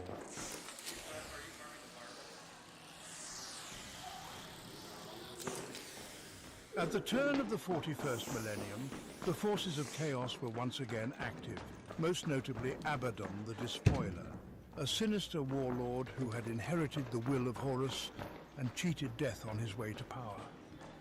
His Black Crusades shook the Imperium's frontiers several times, but despite the horrors, humanity continued to stand. Oh, where is it? Where is it? Where is it? Amidst increased warp storms was truly catastrophic. Nice. Claimed to the planet Cadia, located at the entrance to the Eye of Terror. Cadia had long been considered an invulnerable bastion of the Imperium. Its defense, fortifications, and numerous Cardian shock troops provided a reliable blockade against chaos incursions. For centuries, this system had been the lock on the door, keeping the Dark Legions from freely venturing into galactic space. Whoever controlled Cardia held the key to the strategically important passage from the Eye of Terror to the rest of the sectors. When Abaddon and his Black Legions and demonic allies descended upon Cardia, the Imperial fleets rallied around that planet in a desperate attempt to defend the bastion. Fierce battles began, quickly escalating into a multi-layered confrontation, from space battles in orbit and neighboring systems to city battles right in the ruins of Cardian fortifications. The Space Marines, Astra Militarum regiments, and Mechanicus combat titans had to fight in absolute hell. Warp distortions opened everywhere, dropping hordes of cultists, demons, and treacherous Space Marines. Despite the heroism of the defenders, the planet Cardia fell. This event was a colossal blow to the Imperium's morale. The immortal phrase "Cadia stands" was suddenly no longer valid. What, did that thing blow up and, like, take points away from me? I think it blew itself up. Defenses Did through it? which the legions of chaos could advance May have done. unimpeded into the Imperium.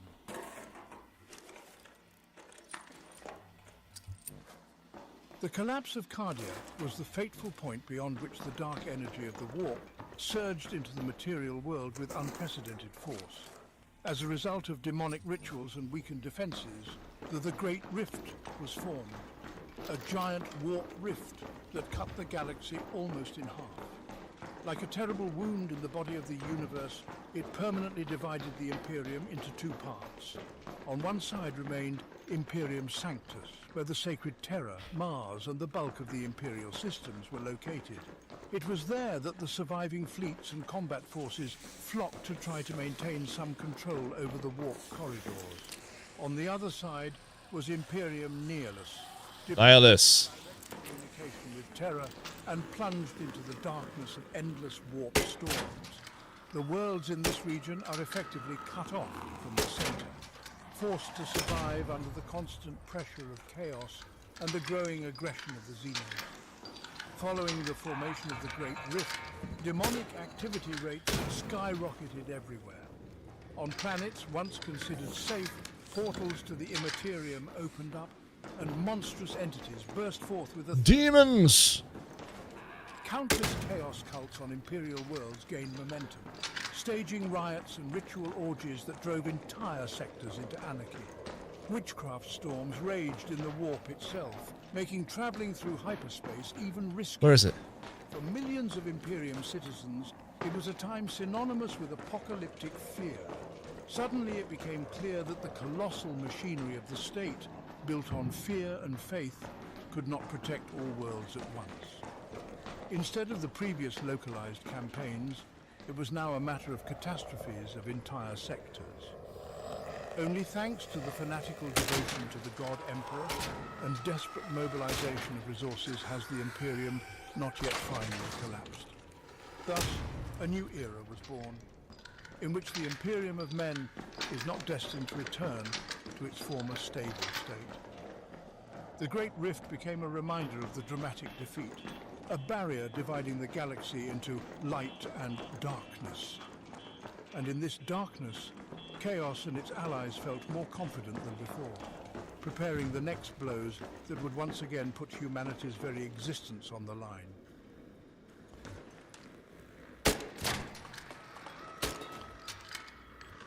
During this dark period, rumors circulated throughout the various worlds of an impending miracle associated with the name of a long-fallen warrior, Guilliman, the famed Primarch of the Ultramarines. Most dismissed such stories as empty hope, for Guilliman had been lying motionless since the heresy of Horus, immersed in stasis so as not to die of mortal wounds. However, a team of scientists and engineers led by Archmagos Belisarius Kall had spent years researching ways to possibly regenerate the Primarch. Kall had access to the rarest of technologies, obtained from the Emperor himself before the end of the Great Crusade. But to activate it required a powerful psycho-magical impulse, something that would Lobby's in surpass 7 the minutes. capabilities of the Imperium. And that's where Ivrain, spirit-bearer of the Eldar god of death, Aenead, stepped in. In a series of dramatic events chronicled in the Chronicles of the Gathering Storm, the Eldar and humans combined forces to perform a unique healing ritual. When the Primarch opened his eyes, demonstrating an incredible rate of regeneration, shock and excitement swept through his closest associates. In a matter of days, he had recovered from thousands of years of stasis and Fuck! the armor created with You the got a defib? upon No, hide first. Okay, cool. realize the depth of the tragedy that had befallen the Imperium over the past century. You didn't have it? Oh. With the bureaucratic machinery and dogmatic ecclesiarchy, he No, hang on. Is the... but quickly Do you know if the seed vault exit point is still open? Can you check on the map? realized the defenses. He proclaimed a series of emergency measures to save the outlying worlds. Okay, well, I guess we're going to have to try to get to the loading bay, Guilliman called upon which the is this way. the Astra Militarum. Oh, wait. I have a key. I have a key. I can get out. There's a way out forward from here. There's a place you can fall down, right? The chaos had become too great to rely. But I have a key for a way out. The living Primarch was a symbol of hope for billions of people. At last, That's the one. had a charismatic leader capable of taking the You can't? and fighting back against the omnipresent forces of chaos. But Gilliman would soon realize Oh, man. and how much effort he would have to put into revitalizing the stagnant and overgrown system. Okay, there's a shredder up front. Was undeniable proof that the legends of the Fuck. Primarch I killed him, too. could still be realized even in the bleak future of the 42nd millennium, where war consumes every spark of light.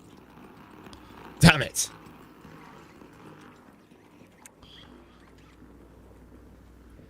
The return of Gilliman was a turning point for the entire Imperium.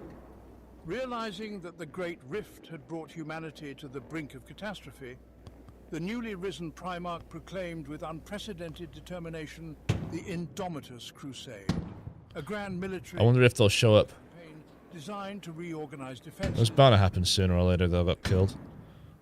Belisarius Cawl, who had previously surprised everyone with the Gilliman Resurrection Project, unveiled another engineering marvel, a new generation of space marines called Primaris.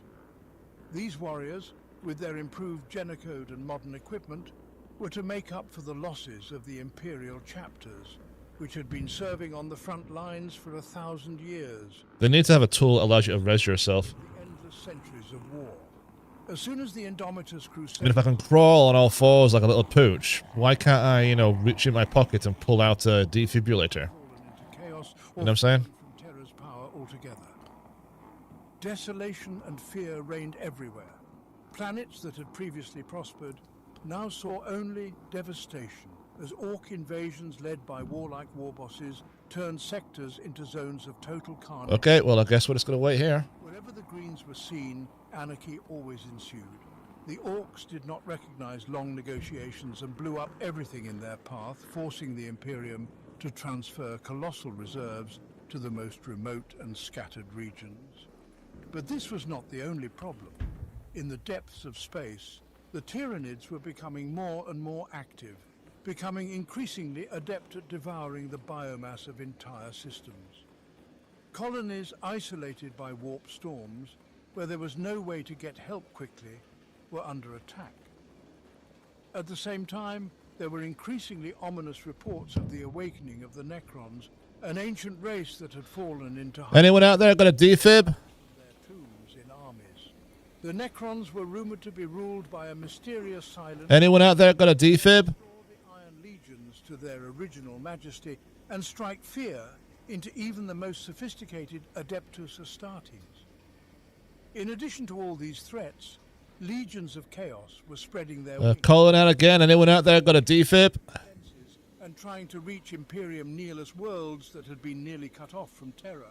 Mutinies, cults, and other manifestations of rebellion flourished precisely where the authorities from Terra. You know what? I'm going to trust the guy. I think he's out there right now trying to find someone to help me. Gilliman I choose to believe that. without a coherent chain of Anyone out there got a defib? the whole crusade thing could collapse. Employed Primaris and for the maximum, trying to stabilize the many disparate fronts at the same time. But since the Imperium was by then a vast and clumsy machine, mired in bureaucracy, Anyone out there got a defib? plans often ran into resistance from conservative factions. Despite the odds, Gilliman's will and faith in the Anyone out there with a defib? I could certainly use a defib. many of whom already thought their existence was doomed.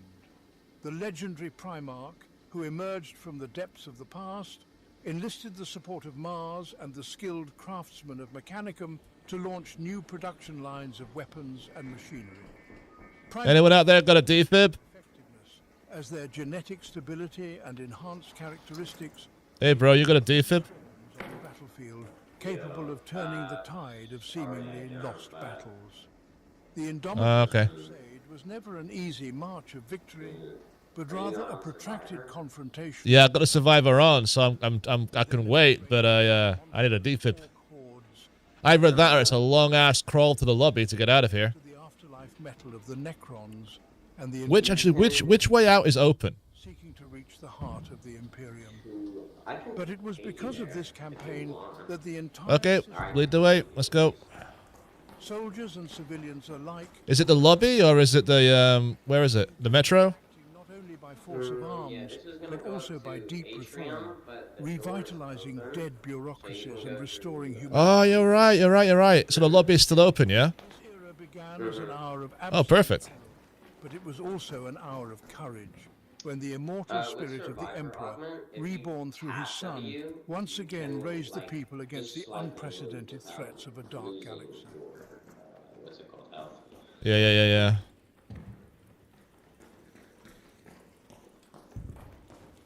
I'm gonna be totally honest with you. I'm really hoping in an update they allow you to res yourself with something like very expensive, you know? Contact with the Ultramarines. They're freaking everywhere in this franchise. It's so much. Is it up here? The two are basically synonymous. Oh, this way. For almost 40 years now, they've served as 40K's poster child, and most recently, were front and center. The reses you? I haven't heard of it. That introduced millions of people to the grim dark future of the 41st millennium for the very first time. Yet, despite their overwhelming popularity, you'd be surprised just how many people don't know. Oh. Well, I hope they charge a lot for it, but that sounds pretty good. In this video, you're going to learn everything you need to know about the Sons of Ultramar, including their chapter's beliefs, culture, philosophy, and, of course, methods of waging war. We're going to be talking about things like the Codex Astartes, a 10,000-year-old holy book written by the chapter's 10 minutes remaining. An arc orbiter is en route. The safe window is closing. You have 10 minutes to return to Speranza. I repeat, Just give me a second. Just let it heal up a little bit more. Formation of the realm of Ultramar, and, of course, their Okay. heresy. We're also going to be examining what it truly takes to become an Ultramar. Nice. Whoever opened that was a genius. Ultramar's brutal military academies and elevated into the realm of transhuman super soldiers go from a scout in the 10th Company to a veteran of the legendary 1st. We're going to be getting into all that and a whole lot more in this video, as the Sons of Gilliman fight Damn, tapping that all the time really hurts your fingers. Yeah, watch out. There's a wasp in there. I can hear it. I'm going to break it down and just tell you the things that you need to know. But before we get into all that, I've got a huge announcement to make. At this point in time, Into the AM has been the longest running consistent sponsor. Just in a minute here. I need to recharge a bit more. And And my finger hurts. all of you, how thankful they were for your continued support of their designs. The last collab t-shirt that we did together was a huge success. So we decided to do it again, but this time with a retro twist. Introducing the Void Defender Vintage Team, inspired by this channel and all of the grimdark things that we talk about. And let me tell you, Into the AM's design team absolutely knocked it out of the park with this one. The graphic itself is amazing, and it's dripping with those cosmic horror vibes that we're all such big fans of. But then the vintage treatment they gave it just adds this whole extra layer of spooky nostalgia that I absolutely love. My only real complaint is that it doesn't exactly show up very well on the green screen. But Wait. that's for this color, so that's my bad. If you want to help support this channel and get something really cool in return, then click on the link in the description. I just need to charge my health up a little bit. Thank you. Not only does that link give you 10% off your entire order, but for every Void Defender Watch out, another wasp. Into the AM gives my channel a small commission. And while you're there, make sure to check out the rest of their catalog as well. Everything Into the AM makes is super stylish and ridiculously comfortable. So what are you waiting for? Elevate your style today by heading over to intotheam.com/Weshammer by using the link in the description down below to get 10% off your entire order. Big thanks to Into the AM for sponsoring this video. Out of the estimated 1,000 Space Marine chapters believed to currently be active in the 42nd millennia, none better encapsulate what it truly means to be one of the Emperor's Space Marines more so than the Sons of Gilliman, the legendary 13. It's gonna take a while, bro. I appreciate the fact that you're sticking around. In a galaxy riven Right, I need a minute to recharge. Give me a sec. 10,000 years, the Ultramarines have protected you. You can go on ahead, man. You can go on ahead. Don't feel bad. Like I appreciate this. Galaxy as an instrument of the Emperor's divine wrath. Each of them is a genetically enhanced super soldier. Is it still open down there, the metro? Power armor and equipped with some of the mightiest weapons in Okay, cool. Well, it's this side. each of them the combat equivalent of an entire mortal regiment. The Adeptus Yeah. I should be able to get down the stairs. Ultramarine, hundreds if not thousands of I'm not falling down there. And I can't get up the thing once I'm down. And their enemies legion. To combat such losses, new aspirants are frequently drawn from the nearly 500 worlds within Ultramar, a sub-empire founded by their Primarch Rabute Gilliman. Within its heart lies the Ultramarines' homeworld and the birthplace of their father, the mountainous planet of Macragge, home to the Temple of Hera that has served as their fortified bastion since the days of the Great Crusade. Across the 500 worlds can be found ancient military academies that mold the sons of noble families into disciplined scholars and trained killers. Only the best of the best will survive, with attrition rates above 90%. Waiting. Okay, good. Inducted into the chapter, sworn in through ancient ritual, psycho-indoctrination, and brutal surgery. Those who survive in the 9th Company as a scout will earn their power armor. Okay, wait here for about 45 seconds. Hey, there's a Hey, I'm here, bro. Without question and improvement. You got me a defib? So much so. Oh, bro, fucking amazing. That's like. Unfortunately, these beliefs of superiority often bleed. Even though the fact you still remember it is impressive. Many Space Marines become more insular with each Thank you, my God. God damn. I love the fact you still managed to that round. Well, I guess it's the last one to go, isn't it? So. And loathe the moments they are forced to interact with them. For the sons of Gilliman, such a mindset is important. Their ancient doctrines not only encourage but actively force their brothers and new recruits to frequently serve alongside the Imperium's main fighting forces. Be they the righteous warriors of the Sisters of Battle, the fighting men and women of the Astra Militarum, or the dauntless Voids of the League. Right, one last. Can I get it? Can I get that goddamn shredder? Is to never forget your humanity. It is to acknowledge the honor of not only your brothers in chapter, but all those that lay down their lives in service to the God Emperor. On countless battlefields across the stars, the Ultramarines have utilized the sacred tenets of the Codex Astartes to outwit, outfight, and outmaneuver their enemies, no matter what horrifying form they may take. Some of the conflicts they've been involved in were waged at such a terrifying scale that the wreckage fields could be seen from orbit. Although frequently called upon to defend their realm of Ultramar, the Ultramarines are not confined to this foundation. Their fleets operate throughout the galaxy, engaging threats to the Up. Be they traitors, heretics, mutants, or aliens, it matters not. All are purged without mercy. Their unmatched tactical brilliance has earned them countless victories. I'm down again, bro. Take care. Stood against High Fleet Behemoth, the entire veteran First Company, sacrificing their lives to halt the alien advance. It was they who repelled the 13th Black Crusade when Abaddon's forces assaulted the fortress of Hera, and it was they who pushed back the plague fleets of Nurgle and We can get out. We can do it. Come on. Some chapters are famous for their gene-enhanced fury, others for their adherence to very specific. Can I get across there? Whether that be infiltration, ambush tactics, subterfuge. Hey, is anyone there with a defib?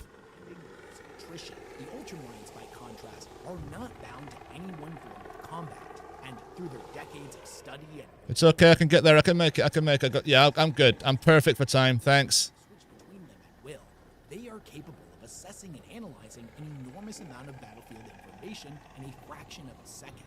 Their unblinking eyes constantly analyzing their surroundings, appraising every location for tactical advantages, and assessing the combat prowess of every individual. All the while, their augmented minds process every detail, great and small, to strategically calculate the outcomes I'm going. of different potential maneuvers.